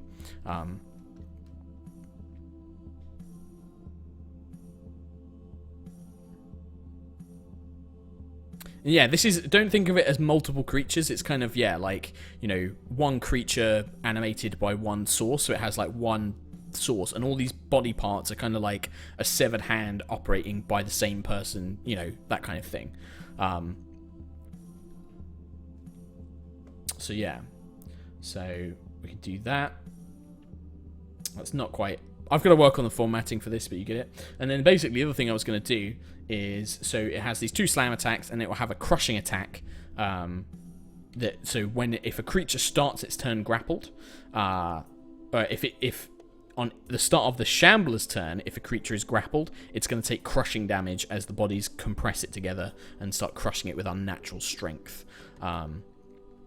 It's going to just be, I would say, vaguely humanoid, but yeah, it's going to appear just like a massive pile of bodies that moves on its own. It has sort of vague limbs, sort of like these like bodies that are kind of formed into like, 3 or 4 undead bodies formed into like arms, basically. And then the same thing with sort of legs that are kind of getting constantly crushed and squished. It moves because of magic. That's the beauty of D&D. I don't need to explain shit. It's sort of like a flesh golem. Yeah, sort of like a flesh golem mixed with the swarm of crows and stuff like that. But this is just really me like having an idea and wanting to show you my process. If an arrow can do 10 damage with the resistance, which don't forget will cause it to do half damage, sure, I'd say that it tears up, it has sufficient force to tear off a part of it. So that, and then I like the idea of like all these different, like, so the way I can almost imagine it moving is almost like crawling. So it's like using these bodies and they're all like digging their undead gross hands in, and then it's pulling itself along with like all these multiple arms and stuff like that. Blah, creepy. And yeah, I just wanted to show you guys like my process, and also this really cool tool, Homebrew, is really nice. There isn't such a thing as explosive damage anymore, Red Warrior, but a lot of area effect spells are fire spells. So something like an alchemist's fire really only affects a 5-foot area, so it wouldn't do it. But doing something like a burning hands, which is a 15-foot cone, would absolutely do it. And it is really gross. Yeah, it's super gross centipede, basically. I'm getting anime recommendations now. I have not. I know about Berserk. I've not seen it. I know about Bleach. I've not seen it. I've never heard of the other two. I'm very picky with my anime, I'm afraid. I only go for stuff. At the moment, I'm really only watching Boku no Hero Academia, which is fantastic. And that's pretty much it. I think I'm going to pretty much wrap things up a little bit now here, guys. I'm going to answer a couple more questions, but I just wanted to kind of show you this cool tool. As you can see, it looks really nice. You can do other stuff as well. So we can kind of go in here. Let me see if I can just do a new one. Nope, that's a new page. I'll just boot it up as a separate tab. I just want to show you guys some of the cool stuff you can do with it. So create your own. So you can see that that's like an example one. Let's just give me that again. That's fine. I'm going to delete that. I've got this. I've got that detailed stuff written down. So like you can craft your own spells, and it gives you like all the formatting for spells. You can go. I want to create a class table. Boom, class table to make your own classes and stuff like that. This is, so it's called Homebrew, and you can get it from going to naturalcrit.com. I will link it in the chat now. Oh, that's a cool idea, Surfrada Gamesing. I don't imagine I'll kill any PCs, but I do like the idea of that if it kills something, it kind of absorbs the body and that becomes part of the shell. That's a really cool ability, and I'm going to add that on, actually. That's really nice. If the players watch it, I'm not promising that this creature's going to come up. It was just a cool monster idea I had, and I wanted to build it with you guys a little bit. So, finishing things off, let's just move that down there. Finishing things off. So, next week, we should be back to regular streaming as normal. We're going to be kicking things off with Trell's quest for his mask for his otherworldly patron. So it should be a really cool session. I've got some really cool stuff planned. I got a little bit of a chance to work on some stuff because we were missing this week. So that's going to be really cool. We should be back on Sundays from next week, and we're never going to shift again, I promise, because unfortunately a lot of people just don't seem to realize that we shifted to Saturdays. We kind of miss using like Roll on Sunday and stuff, so we're going to move back to Sundays, and we're going to stick to that, and we're not going to shift. It's going to be great. Huge thank you to Zoe, who's been super awesome about shift swapping with us while we had to do these Saturdays. I wouldn't want to do that BAM Gamers HD just because that means it has a lot of bodies, and that would generate way too many enemies for them to fight. That would just be way too many. Even now, I think potentially 9 zombies on the field is a lot. But if it had to have like 90 zombies, that might be pretty different. And if I just give it to lower HP, it's not going to be interesting. Slashing damage turns mounted bodies into a coin toss type thing regardless of damage dealt. I could do that. It's kind of nice to do a bit of RNG, but you know, this is something that, don't forget, the players won't know this. They won't know how much HP it costs, and it is going to be incremental. So if you do like 4 and then the next player does 6, that counts as 10, body drops off. So that's how it's going to work. Sorry once again for this Q&A. Hopefully it's been fun. It was great having Matt on. I really miss that guy. I've had a lot of really funny laughs with him. Like I said, I've thrown up on his shoes. He's, you know, we've sung karaoke together and done. It's been great. Like he's a really good friend. I'd love to get him on HighRollers next time he's in the UK as well. It was great having Katie on to answer some questions. Hopefully you guys have found it fairly interesting and everything else.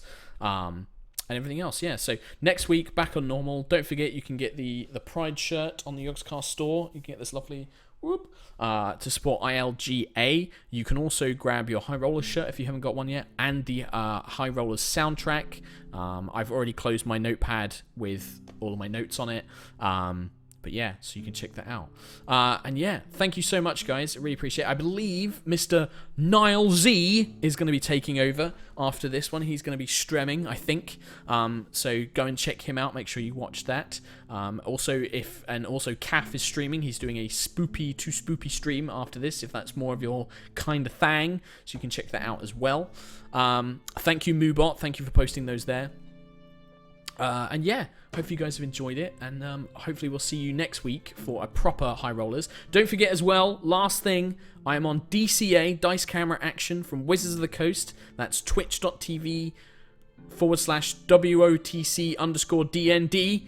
I'm on that as a guest on Tuesday, which is about it's midnight Wednesday morning, effectively for UK, or 4 a.m. PDT on Tuesday. Do come along and watch it. I'm really excited. It's going to be great. They've got a really great Curse of Strahd campaign, so check that out. And I will see you guys next time. And goodbye. Take care. All right. See you later, guys. Bye.